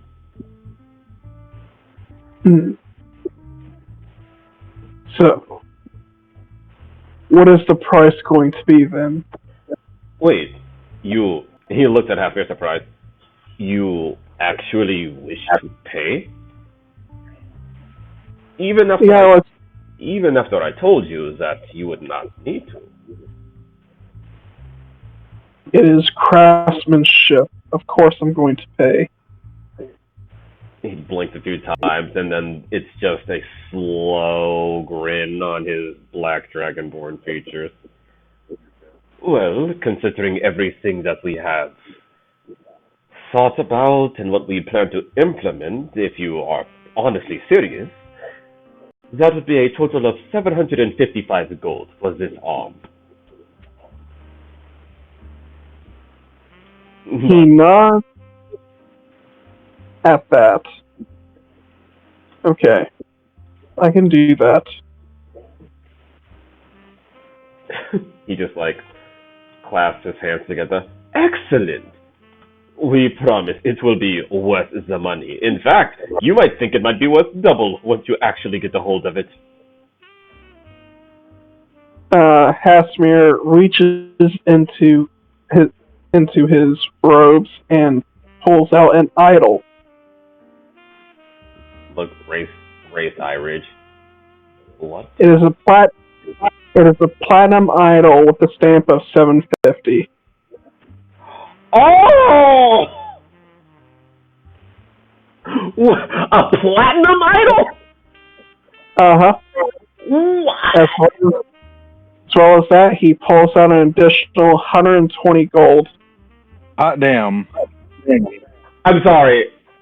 Gorinox sees the platinum idol worth 750 platinum? Or 750 gold? 750 gold. Okay, so he sees the idol. First of all, those are rare. And he sees the idol, and then he sees the extra 100 in... I'm sorry. The extra, you said 55 gold? 125 gold. The extra 125 gold, and it's just like gold coins in his eyes before he blinks them away, which was honestly a minor use of him using a trick. It just sounds like casino noises before he shakes his head. Thank you for your patronage. Casimir chortles. Your inner dragon's showing, darling. I promise you, I usually have more. I'm usually more composed than that.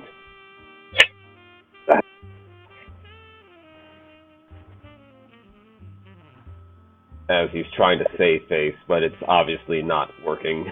sweat. He's not, well, you know, Scales, you can't exactly sweat, but... on his forehead. Oh. as his tail slowly just reaches up and curls around the platinum idol.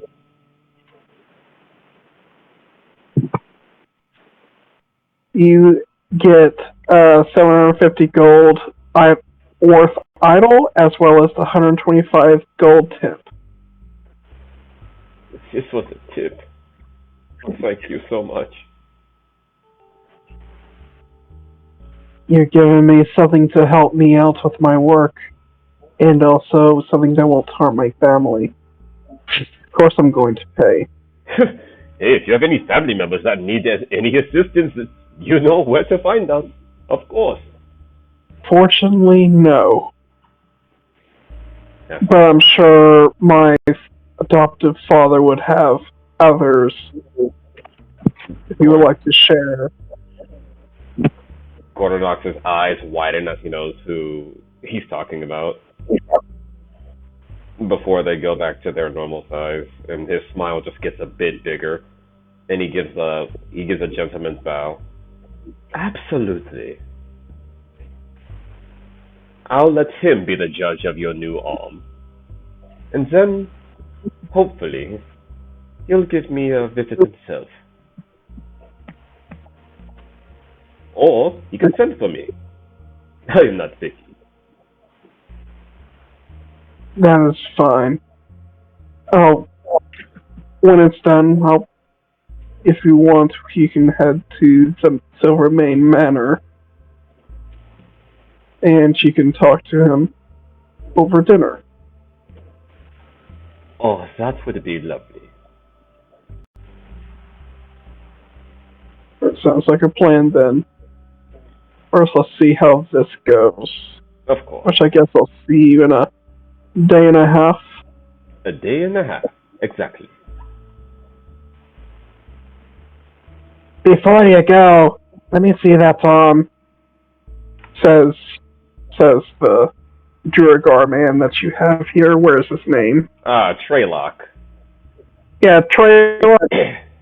Shit. Treylock Darkhammer.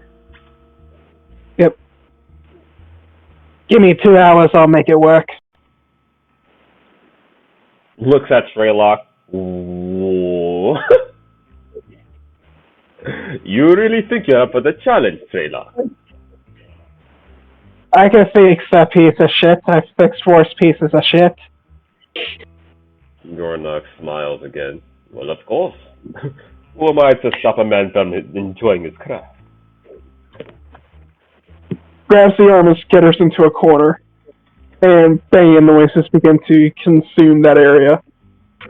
God, that is so fucking creepy. But I love him. I love him so much. He's an eccentric. I know. But God. Oh. You didn't waste time. You just grab that shit and went. You didn't even say hi. And he is going to pocket that 125 gold tip. He'll look at Milo.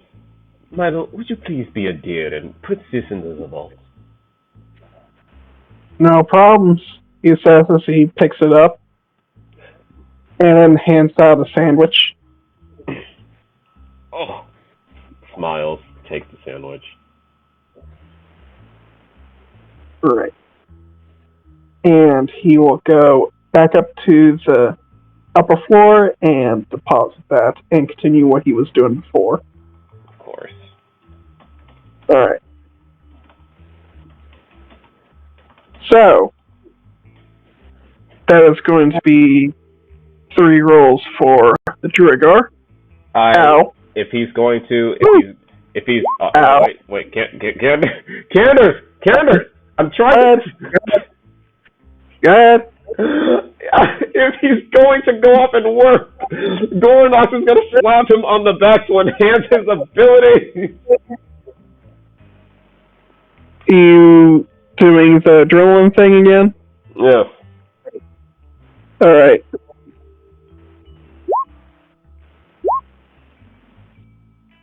Fuck. What the absolute fuck? So, back on the first roll. Not so bad on the other roll. That's a 14. The natural 20 at the end. So he fixes what happened with the 6 because there's 2 successes instead of 1. So, yeah, he is over there banging, and then you hear, fuck! You're like, oh, no, that's perfect. He continues. Doesn't even sound like he's fucking working on it. Yeah, he's just beating the shit out of it. There's metal sounds, there's drilling sounds, there's the sound. You know, that's always in every fucking mechanics show. God.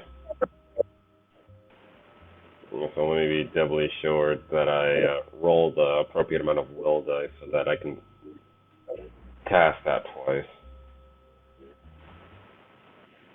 Who's touching my wings? It's me. You're fine. 26. Okay. Says your kobold compatriot as he begins to run his hands across the tattered wings that are bandaged up. He looks at him. How is it looking, Rhyme? Terrible. Ooh. What, did he block an explosion? Bites. Well, he can't exactly do that, so he just purses his muzzle a little bit. Yes. Oh. Yeah. I'm sorry. I can fix this. It's just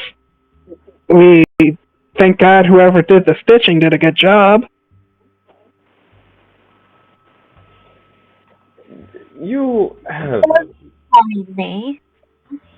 You might. Oh, what's that, Kinska? I'm sorry. She looks at Gorinox as they start talking at the same time. Go ahead, dear. It's just when it comes to medicinal abilities, Rhyme is the best. Can't really die if I know where you're going to go.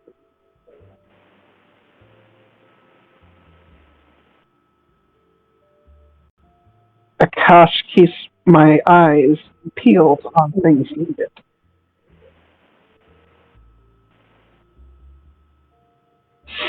He says as he just runs his fingers and blackish purple energy kind of goes into the wings. Hasper shivers a little bit, but you see more relief on his face as you see some of the wounds begin to melt. That is a lot better. Good. Very good. And don't worry, you won't need to pay for this. I will be sure to line Rhyme's pockets for this extra work. He gives a smile to the kobold. You better. Says right. He's going to reach, pull out an empty pouch, and he's going to put the 25 of his 125 tip, and he's going to slide that to Ryan. Akash protects you, he says simply as he speaks those words, and you feel a chill down your spine. Oh, God. Yes, of course. It's not common to see the followers of Akash down here. Usually they're in their temple. How'd you grab this one? He thinks about where he found this blue kobold. Let's just say where he currently was. His medical practices were not exactly necessary. With nowhere to go, I took him in.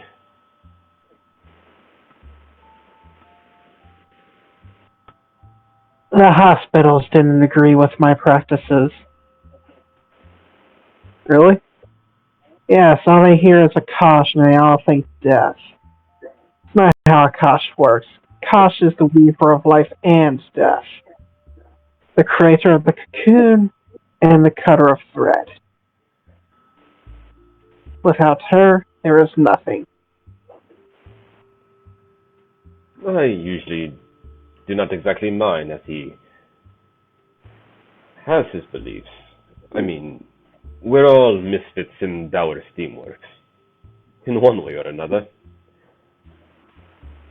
Even so, we look out for each other, and whenever we have a customer, a true customer, thinks back to Allyssha, as long as they're here, they're one of our own. Oh, darling, then you ain't misfits, you're family. Is that what you think? Yes, I guess that is a close enough word. Thank you, Lady Kinska. Oh, it's no problem. So Speaking of which, Lady Kinska, you said you had questions. Oh, yeah. How close were you with the groom? Oh, shit. Gorinox honestly pulls at his collar as he remembers how close he got with the groom.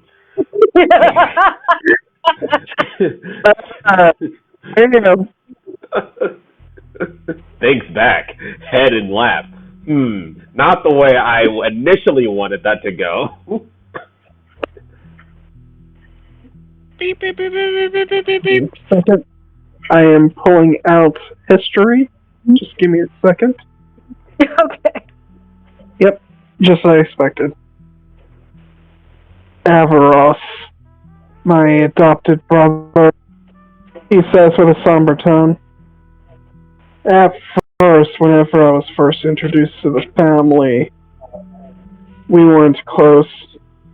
It was mostly after the Chromatic Wars. He saw me as a problem. He saw me for what I started as, instead of what I will become, unlike his father. We did tumble a few times because of that. Say some wounds on me is from him, but one day pushed too far and I've cut him, and he had that wound. I apologize for it, but it still happened. He was a good man, great in his arts, just like his father, in many ways. He just needed time to grow up, and he would have been a perfect individual.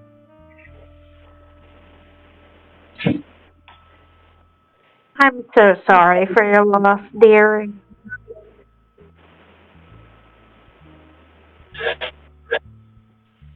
He will be missed. Gorinox is closest his eyes, really.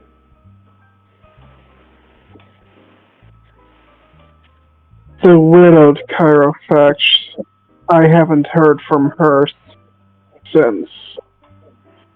Neither has my father nor her father.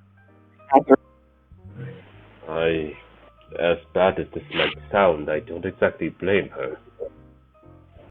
I don't either. But I know how bad it is to leave yourself alone in grief. Yes, that is not exactly... And he just trails off. She just needs a solid shoulder to cry upon. I'm sure her parents will take good care of her. Parents are dead. That's why her brother was there. And he's currently in the hospital in critical condition. Oh, no. Oh, no. She is not going to be left alone.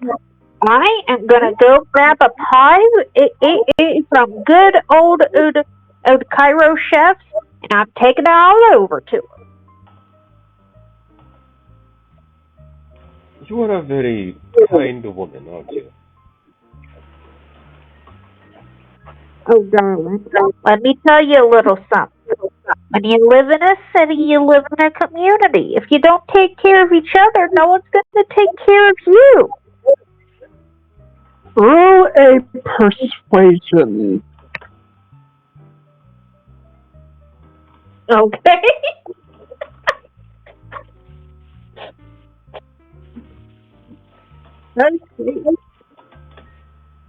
Jesus fuck. 17. Damn. And beats his 14. That's for sure. Oh, wait, no, 13.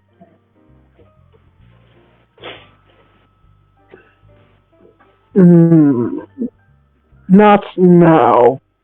Give her a couple days to grieve. Just contact me and my bond mate will give you a ride to her.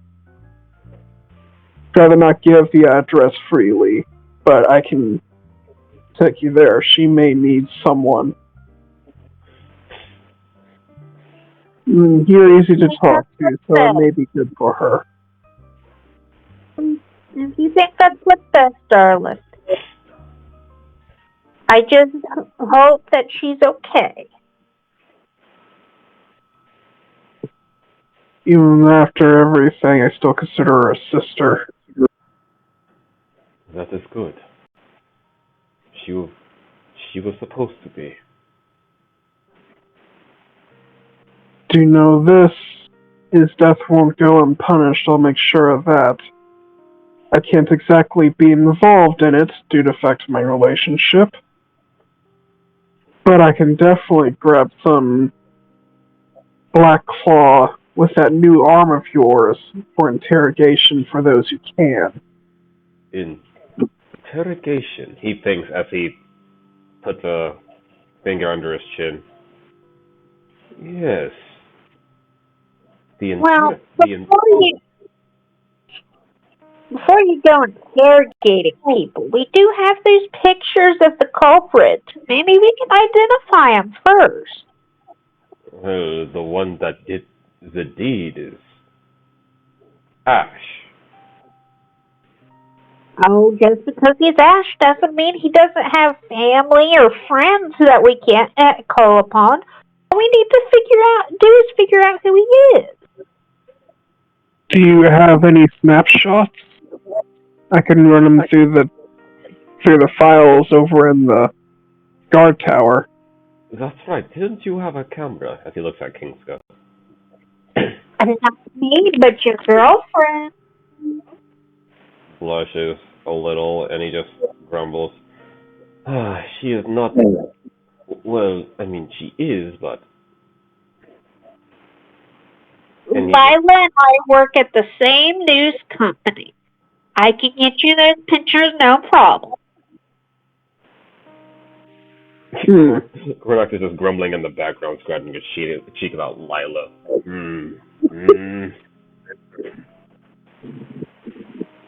That is good. I can use that information as well. Maybe his face is there. We're all in this together. Here, let me tell you, it is such a tragedy, and I guarantee you, a lot of people's hearts are with you.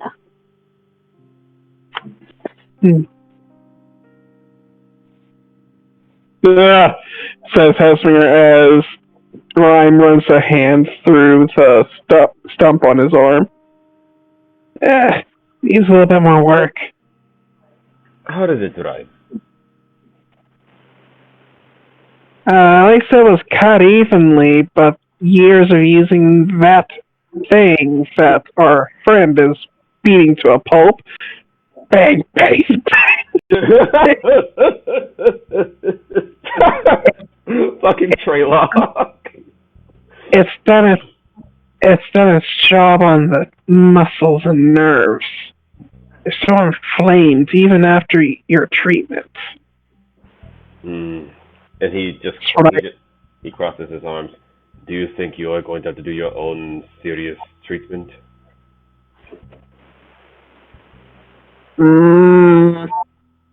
He rummages through his pack and pulls out this green gook.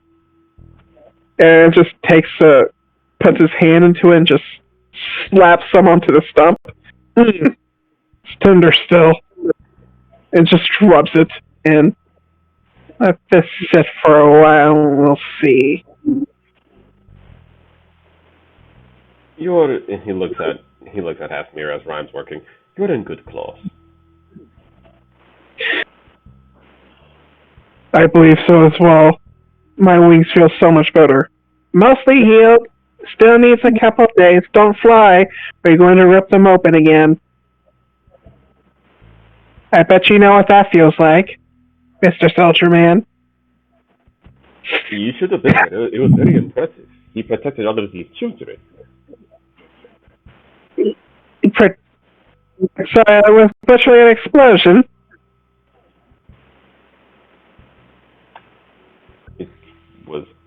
It was definitely one serious explosion. Gorinox's teeth grinding a little on the inside. Well, shit. They're treating a bomb victim. Usually they just be dead, you know? Right. As he's scratching his cheek again, and he's just like giving he's just like humming a little tune to himself. He's going to, discreetly cast Trick, and near Rhyme's ear, like behind it, he's going to hear in Gorinox's voice, "Was a stick of dynamite attached to the arrow?"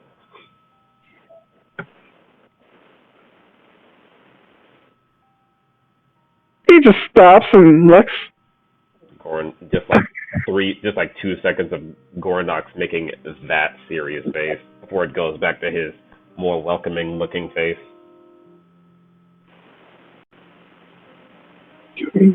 Insight.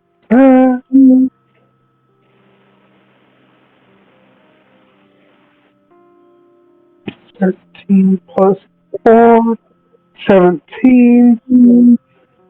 He reads that and he stops talking about it. Anyways, like I said, 2 more days before he can actually fly again. I can heal, I can't fully recover what's been damaged. Body needs time to reaccumulate. I suggest afterwards, when it's fully healed after the 2 days, to do short flights instead of a long flight. Just to stretch out the muscles again. Hasmir nods. Take those words into mind.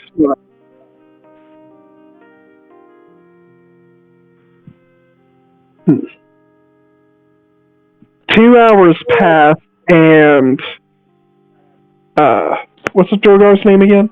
Traylock. Traylock comes out of his little area. The does look a lot better. and the coupling on there is now retrofitted for exactly Hasmer's size, which is odd, because you measure. He's doing his weird Fucking, like, analyzation. right, he didn't even take the measurements, he just went and worked on it. Mm-hmm. Put this on him.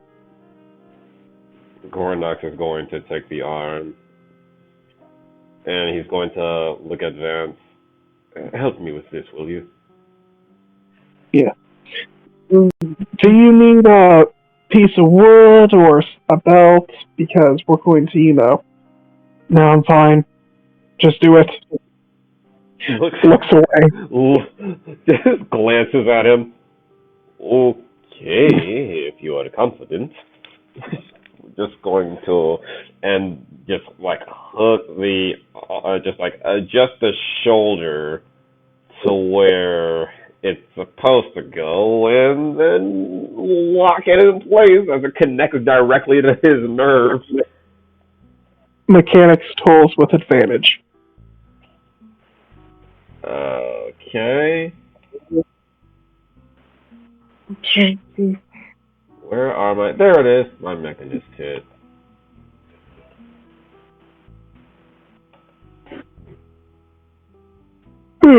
One 21. Without a hitch, just a slight normal jolt of reattaching nerves into the system. As has me a real constitution. He is fine. He is perfectly fine. God damn. Yeah, that is a 26, I think. Yeah, 26. Boy powers through that shit. Everything attaches, it comes online, and he looks at it and begins moving it.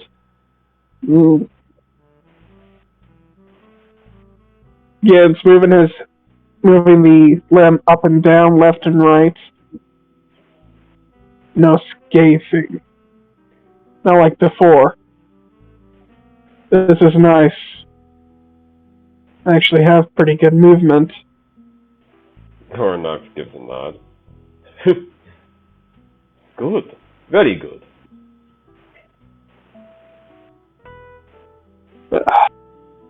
Moves fingers, and you actually see him now actually be able to use the fingers.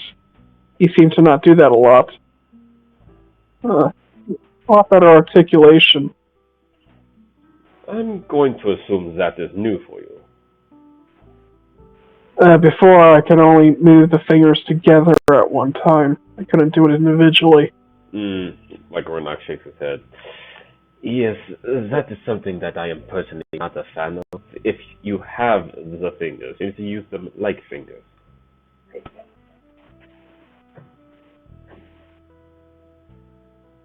I also added something to it. Nitrate. Looks at Sherlock. and he like slightly raises an eyebrow. What did you add? Said he was a guardsman, right? Yes. Time to hold his hand out and make a fist motion, and then punch. Looks at Hafnir. Well, you heard him. He's going to turn Hafnir to like face a direction where nothing is there, just in case. Like at a training dummy, because they are in here. Yeah, he is alright. And he makes a motion, and you hear a click sound, and as he forwards his hand forward, you see a part of the forearm open up, and a net pops out. A net? Yeah. It's a very handy-dandy thing. Wow, I did not think of that, actually. That is actually really good implementation. I removed that mark that was on the wrist thing, since it's now no longer his, that company's. It's ours now. But yeah, if you ever feel like using that arm, just, not to seem scary, because that thing, he looks at the arm that's being worked on, that's going to be imposing. You just pop that one back in place from a family member or another mechanic. But the silver remains would have a mechanic, right? Half-mirror... Gorinox is looking at Half-mirror, surprised, like, do they? He nods. One. One? That doesn't mean them. But yes, now you can actually use this one until this one is finished. And personally, I would prefer this, and he looks at the arm that they're about to work on, this to be your actual real arm. Probably use that one on banquets and whatnot. That is a good idea. Yeah. Thanks, little man. Really helps. Treylock makes a face. Gorinox shows a little thing that Treylock being called old. Because it's technically true. And then Halfmere holds out a hand towards Treylock and drops 30 gold into his hands. For your troubles. Face goes away. Well, thank you. My lovely workers. I handpicked all of them. You did? I have to. Someone else could have gotten it wrong. Well, don't you have an eye for talent?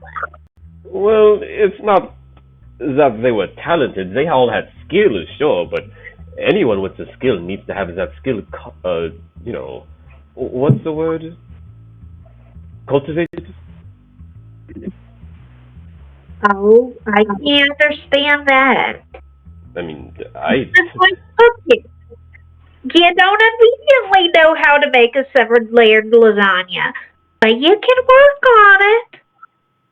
I'll tell you what will get you so far, lassie, says Treylock. I'm into ladies that are short and dark-skinned like me. Oh, so you're into BDSM. Gotcha. Look, Gorinox just guffaws. Looks at her looks at her incredulously. My lady Kinska, what? The fuck up! Wait, are you talking about the drow shit? Oh. No, fuck you. Get that shit away. That's not something I would have expected someone like you to say. You caught me off guard. Same here. I'm gonna go back to rock. He says as he disappears back into his quarters. Types out there. You never know. Oh. Usually, if a man likes a short person, those short people are sticks of dynamite. I tell you. Cringes at the stick of dynamite thing. Whole ass cringe. Yeah, that's a euphemism. So, Lady Kinska, your questions, I hope that they have all been satisfied. Oh, indubitably. I do have to go make my rounds. And we need to get started on this arm. Alright. That'll be great. I guess I'll see you in a day and a half then. Absolutely. Same exact time. It'll be more than finished.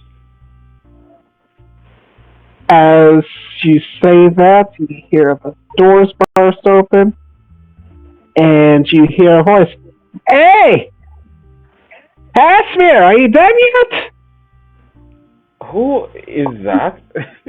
as he listens, and he hears out into the main room, and he's gonna walk out the garage and look at the main door to see who the hell that is. As you look out the main door, you see a female white dragonborn of 5'9", piercings, tattoos on the scales, you name it, she has it. She's got long ass dreads, dragonborn dreads specifically, Obviously. and she carries a weight to her. As I'm going to pull up the image slowly. I believe. Hopefully this image is not owned by somebody else. I am not showing it on here because it is owned by somebody else. Alright, Discord image until we can actually get official artwork. Yeah. of this character. Hey, people that are listening out there, are you an artist? Are you looking to get paid? Are you looking to, give us art? I can't afford it right now. I can't afford it right now. I've got to work. I need a home. I can afford. I will give you money for art. And I will give Jimmy the money so that he can also give it to you for the art. Alright, it's Dragonhood art. There we go. Now it's going in. Slowly. Oh my god. Oh yeah. I just looked at Crag's family. What the fuck? Yeah. Family, though. Yo, Shard is doing the most.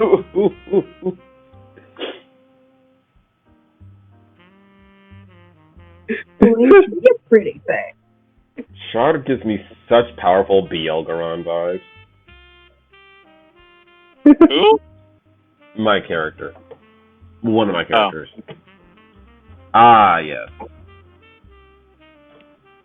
So, Gorinox is gonna blink as he sees this woman. And that's my ride.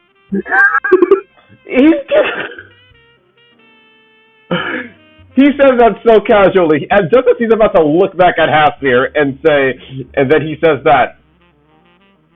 And he looks back out, and he looks at Halfbeer again, he looks back out. That is your wife? Huh? Really? Bondmate, yes. As she hears his voice and turns. Ah, there you are. How's it going? Are they fixing you up? They're treating you well. Hi. Blink. Hello, ma'am. I am Gorinox Tower. A pleasure to meet you. Sylvana Silvermane. Nice to meet you. He's just smiling down at her. And then he's looking at how large Halfbeer is, even when sitting the fuck down. She is 5'9". Actually, he has to stand back up. He stood up to touch the arm, so he's standing up as he's looking up at Halfbeer. He's looking down. He's taller than this woman. He's 6'3". He is 7'7". She is 5'11". Oh, 5'11", not 5'9". Yep. Okay. Oh, 5'9". Sorry. Okay, 5'9". Yeah, Gorinox is still taller at 6'3", as he's looking down at her, and then he's just thinking, what in the fuck? She's alive?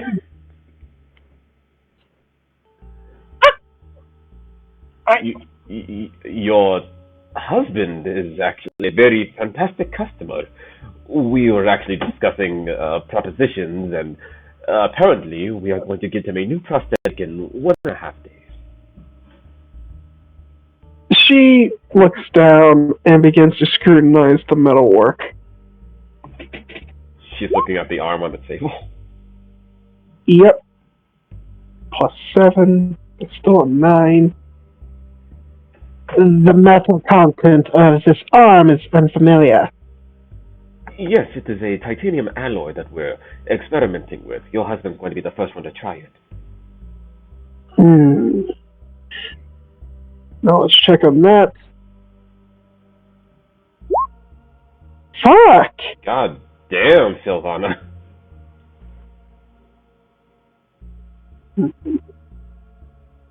did you make sure to add a little bit of nickel to give it more flexibility? Hmm. We're also adding specific couplings and other sorts of interwoven interchangeables. Hmm. At least it seems that I'll be structurally sound with the titanium alloy, she says. Yeah, I agree with this. This will work. Should be easy to enchant as well if necessary.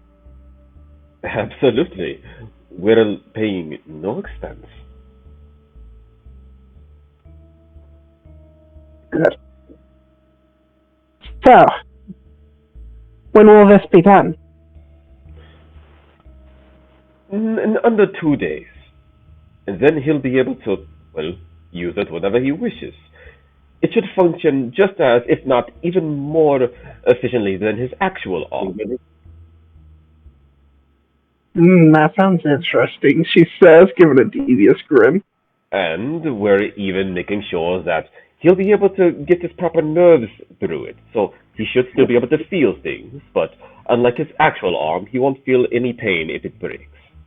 Which, let's be honest, it should not. Good.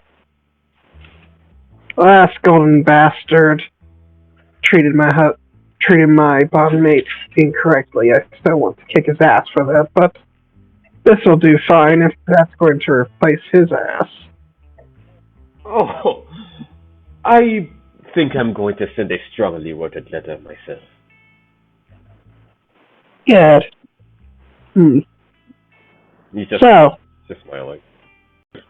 Which family you belong to? Which clan? He blinks and he's like, well, I don't belong to any clan in particular. Not anymore, at least. My family used to, but I sort of branched away. Difference in opinions? More like the family business was more important. I understand. She says. Yes, my family, the Dowers, have run a business like this for decades, and my older sister passed it on to me. Also distanced from your family? Nods.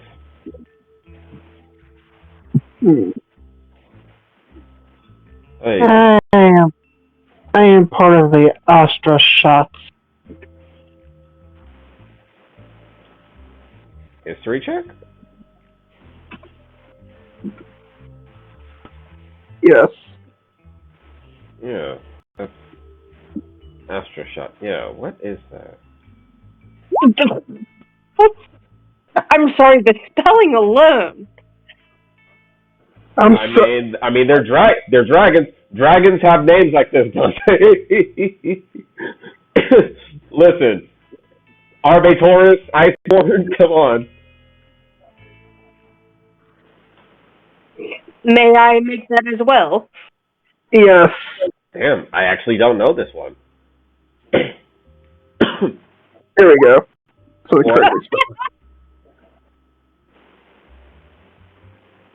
wow, Gorinox,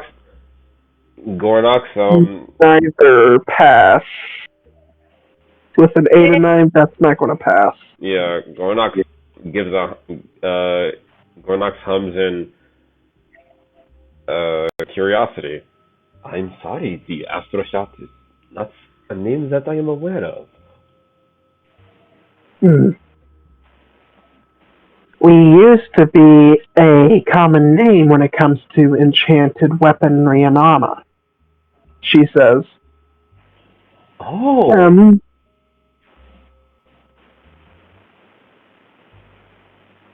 My part of the family used to own an ancient forge made by the steel dragon that likes to hide.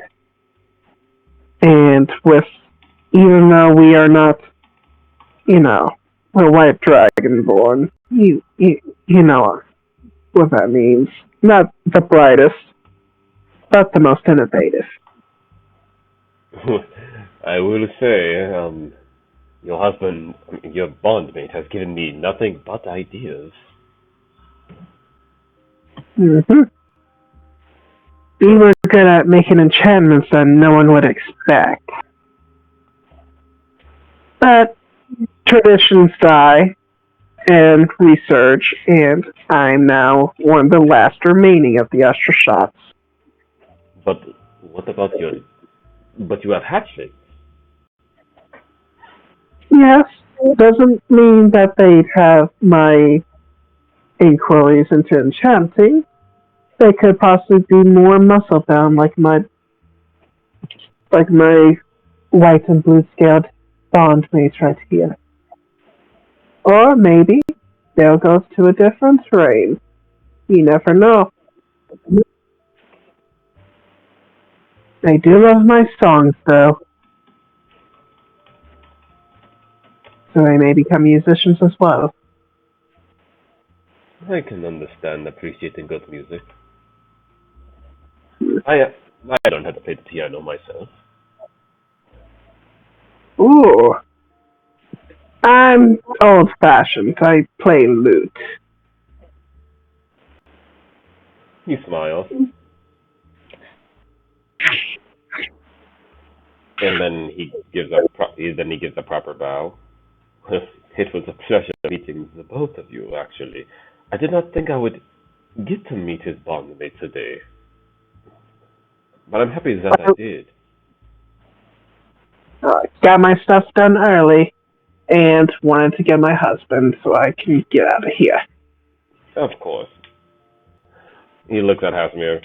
My friend, please, do take good care of... And then he looks at her. Well, I guess she'll be the one taking care of you. You got that right. She says, grabbing his arm. We'll see you when it's done. Of course, a day and a half. Same time. Thank you. Thank you. You treating my husband well? You may get a tip from me as well. Trick once again goes off involuntarily. Just sounds like a casino going off behind him before he shakes his head. Yes, of course. Until next time. Until next time. And as they leave out the garage door.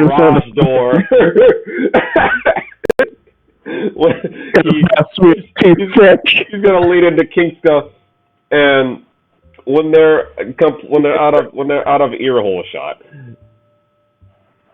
he doesn't crush her during mating. Oh, darling. Sometimes it's the women that ride, if you know what I mean. But my goodness, he is insanely huge. How did he have children with that woman? Does she have some sort of special powers that no one knows but him? As you say that, the engine revs and you see the vehicle drive by.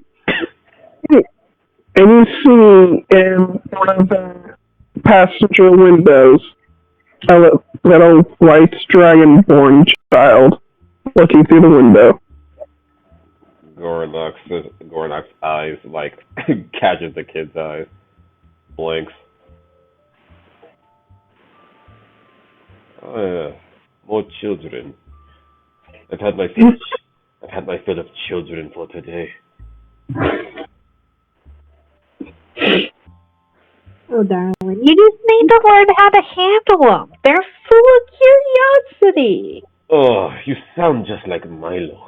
He just rolls his eyes and he goes and he grabs the arm.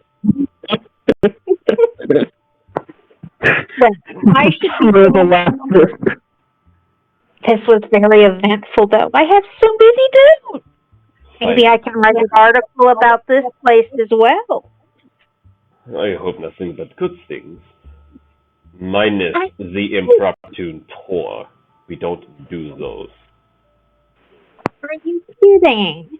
I'll definitely be back to talk to each of the members. Listen, It seems like everyone here is so talented. He smiles, and he looks around at the main shop. And Yeah, I'm hearing all of this, and they are feeling emboldened currently. he just has a gentle smile. Yes, they are. I'm very proud to get to see them all advance. Oh, they ain't the only ones advancing, my boy. Looks at her again. Question: how old are you, Kinska? Oh, darling, don't you know not to ask a lady your age? That's just a stigma for. That's just a stigma so that women can always have some sort of one-up over us men. I believe in equality. Oh, well then, if I share mine, you gotta share yours. Well, if it makes you feel any better, I will go first. Not like it's an important question anyway. I am 27 years of age. Oh. Well, we ain't that far apart. I'm only 22. He looks at her, and he nods. And as he leads her to the door, escorting her out, he's going to take her by the hand, and he is going to, gently place it to his muzzle. It was a pleasure. Oh, it definitely was. I'll talk to you later, Glory. Don't worry, I'll give Lila your best regards. He just stiffens a bit. Please,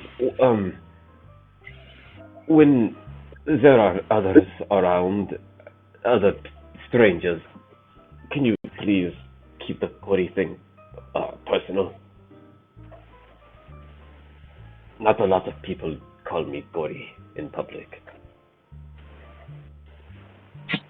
Oh, well, I totally get it. I'll definitely call you Gorinox from now on. I mean, I don't mind if you say it. It's just, you know what? Thank you.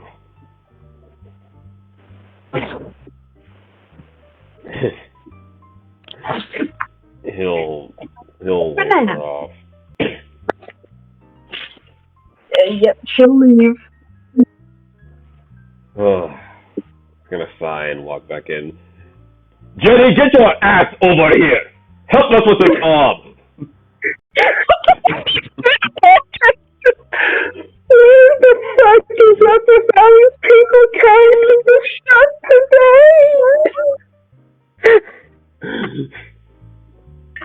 Before I put you in a chimney! She pulls stuff together, finishes the engraving she was doing before, and then heads over there.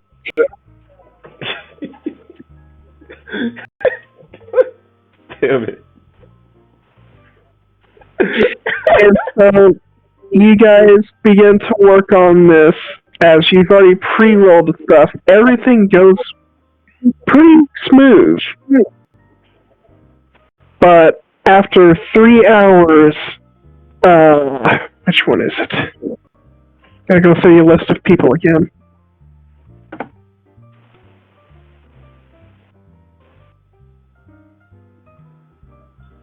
Big fuck off list.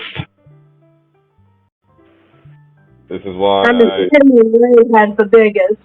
This is why I have it in the G doc so that it is in the outline. If you outline it, then you'll be able to find who you're looking for instantly. I am. Yeah. Just takes me a minute on the device. I'm waiting for it to load. I see. Alright. Rolling. Nope.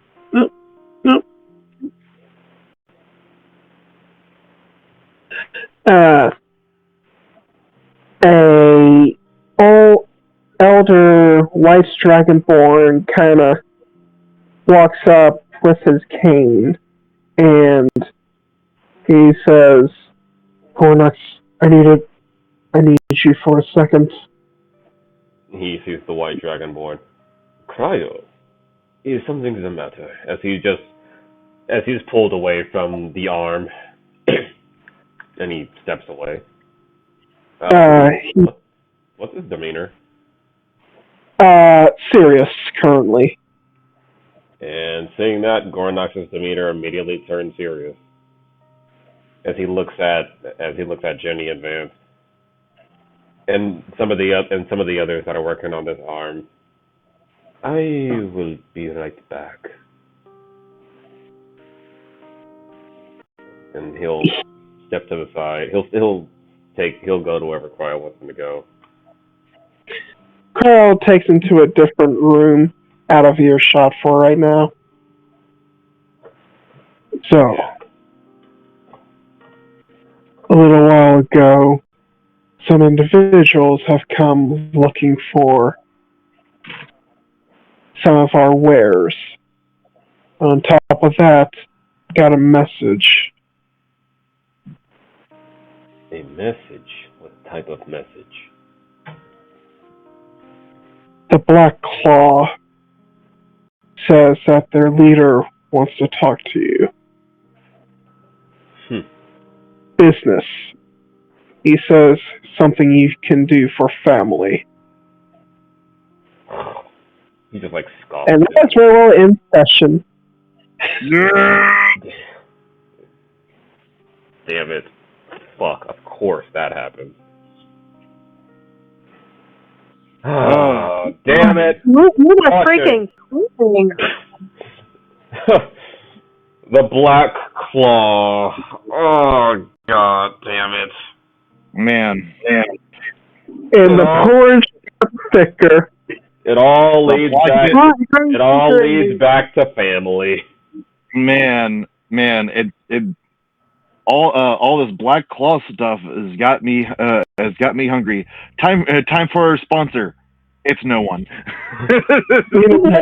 Oh god, I don't know. A part of me is glad that we weren't sponsored by anybody because we just had 20 minutes of difficulty. 20 minutes of bullshit. This video is not sponsored by HelloFresh. You know what doesn't have technical difficulties? Subway. Subois. If I were to want any sponsor, it'd be Straight Talk for the fucking internet. Yeah. It was the power. It was the power that knocked down my internet box from Straight Talk. Or the people, MSI people who made a sweet ass fucking laptop I'm using. I love this bitch. I'm 100% certain these earphones are shot to shit. I don't know how I can play all of Dragon Ball and then it's my turn to be Gorinox and then they just start fucking up. I'm just gonna buy some new ones tomorrow. But... You know what I did? I broke down and I got myself really good wireless over-the-ear headphones. The thing is, I don't think that would work when I'm streaming OBS. I don't know. I come through nice and clear whenever you guys record. So what I don't know. No. What I mean is when I'm streaming OBS needs to know what kind of mic I'm using to pick up my voice. It's just it's when you guys speak, it just records the desktop and Discord audio. You don't need to worry about it. You could be on your phone and you'd be fine. I need to know that OBS is recorded. Because last time, the reason why we used Dante's audio was because even though you guys could hear me, OBS wasn't connected to the headset that I'm now using. It was connected to the other earphones, so my voice wasn't coming through. So that's why I'm a little iffy about buying wireless earphones if I can't connect them to my laptop directly. But I'll cross that bridge when I get to it. Besides the bullshit and being down a player, honestly, we did pretty good. Sans all the interruptions, I think. I think we did okay. I mean, we came into it giving everybody a warning that we're gonna have difficulties because we had difficulties. We were an hour late because Blau didn't show up, so we honestly had less time. Sucks. I wanted to explore actually visiting the Black Claws. Because Gorinox is a fucking liar. Unfortunately, I have to slumber soon because I gotta get up at 9 o'clock to work. I know. Yeah, let's go ahead and do the outro. Go ahead, Dante. Internet presence. Where are you located? If you are located anywhere. I am located on Twitter at Silver Esper, Dantelion M on Twitch, and Dantelion Modry on YouTube. Nice. Dante also plays Kinska. Cinders, everyone annoying. Our lovely DM. Any internet presence if you have it. I have a slightly used Twitter account that I'm trying to do some commissions and whatnot for. You can find me at Jaros Crystallize over there. I do maps. I do mostly busts. I'm a lot better with busts and not the whole body. I'm sorry, I'm worthless. You know what? Hey, don't worry. We figured it out when you did skewer. You do the bust, I do the body. And possibly in the future, I may start streaming games whenever I can. Oh. I'm probably going to reattempt doing the Mass Effect series, one after the other. First starting with Mass Effect 1, 2, 3, and then Andromeda. I think that's going to be my first one. If you stream the games all the way through, I'll watch the hell out of that. Because I've been thinking about Mass Effect a lot lately for some random reason.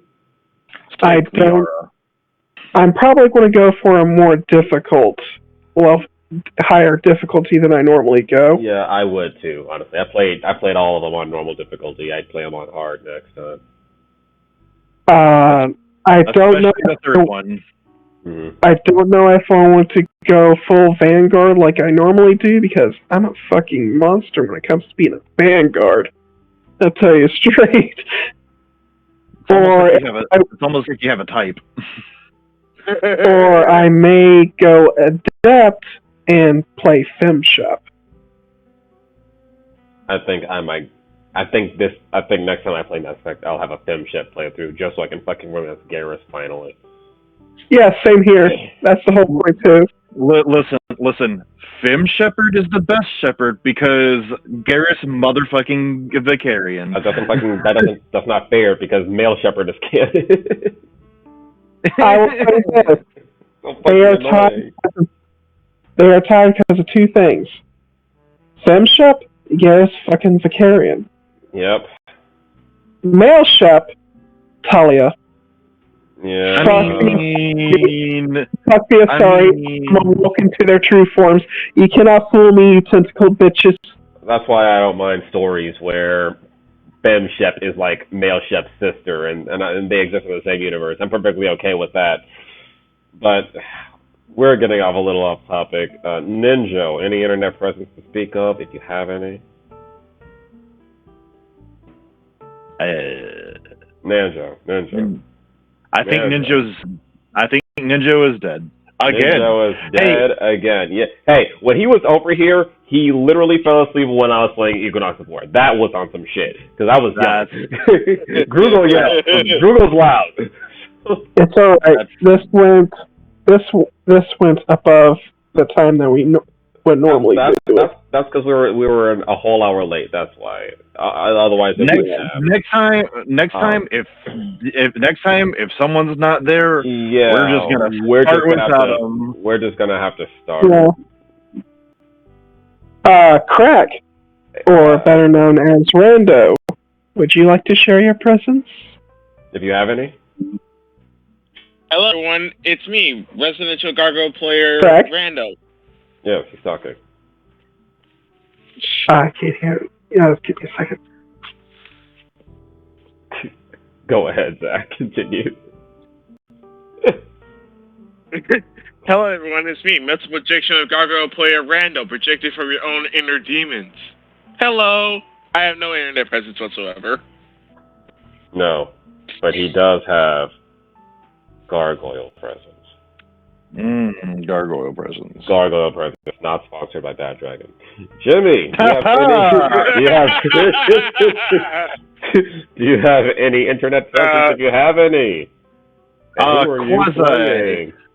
I'm playing Allyssha, everybody's favorite annoying child. You can find me. You can find me at Jimmy-Herold, Herold, at Twitter, where I repost art, especially the art of my friends. And you might not be my friend, but I'm probably following you if you're an artist. And if I'm following you, that only means one thing. Run. I will commission you. Run. You're gonna commission the absolute shit out of you. Run. I'm gonna commission you so hard you're gonna actually eat a food. You'll be. Wait, Ray. Why did you say it like that? Why are you saying it like this? Why are you talking like that? What is this tone? Yeah, because I'm pissed that Jimmy has more followers on Twitter than me.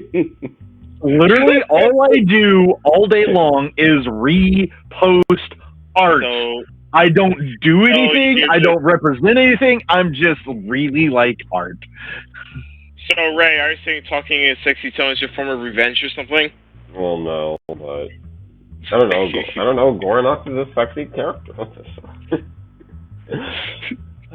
Unfortunately, we are missing one other, and he is not here, and due to him not being here, his event has fast-forwarded because the world moves, which he might not like, but in my personal opinion, I think it's actually better. It's fair. Because it leads to more character development. Also, fair point. We warned everybody here that the story will move forward, regardless of move forward. Even if you show up for next session, if you miss the one session and there is no heads up for any reason, your progress will move. Your progress will move forward in one way or another, and I think Cinders is going to have your character treated as an NPC by that point, just so that we're all aware. I'm probably going to do the scene out of game. I'm sorry, Belial. Yeah, you will be safe. You'll be okay if you give us a warning, because this is a bi-weekly game. We should know this shit ahead of time, regardless of what's real. I mean, yes, everybody has like emergencies and stuff, but some kind of warning. And as for me, so that we can properly close this off. Yes, hello, Ray Takashi. Having like obscene earphone problems. Playing the sexy suave black dragonborn Gorinox Dower here, who is a big motherfucking liar.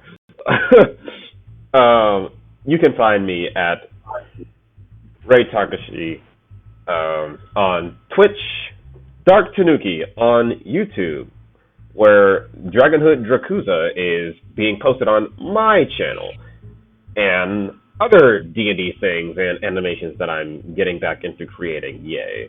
You can also find me on Twitter at Dark Tanuki. Commissions open. Commissions are always open because I don't get them a whole lot, so I usually finish them in relative time. I'm slow. Take it from me. Take it from me, a happy customer. I commissioned Ray, and he gave me art. Jimmy commissioned me. I gave him art. Yeah. And if anybody plays PlayStation, yes, you can also find me at Ray Takashi on PlayStation. And yes, I love playing Final Fantasy XIV. Play with me. If you dare. Also, one last thing before we end. Have you ever just mortaled a coil so hard? Have you ever just been in a shell that was so fucking mortal? Man, so mortal, like mortal to the point where you get the best mortal at the end of the game, and you can't even fucking use it because you're at the end of the game. What is it with these weird esoteric games where you just click into it? Like watching Ray doing Ghost of Tsushima. You know what? Go watch his stuff. We're gonna end it here. He's currently playing a wolf girl who's fed up with everyone's bull crap. Actually, just so that you guys know, before I stop the stream completely, because last Okami was such a shit show because PlayStation Network was like, what PlayStation Network? Monday is going to be a 3-hour stream of Okami instead of 2 hours. Oh yeah. Man. Meaning you get to see Ray slowly lose his last remaining brain cells, everybody. Yep. And apparently Okami trying to get the platinum is a 50-hour fucking game. What the fuck? Listen. I love that game. It's one of my favorite games of all time, but I'll never ever complete it because, boy. Oh, I wanna, but wow. It's a game. Yeah.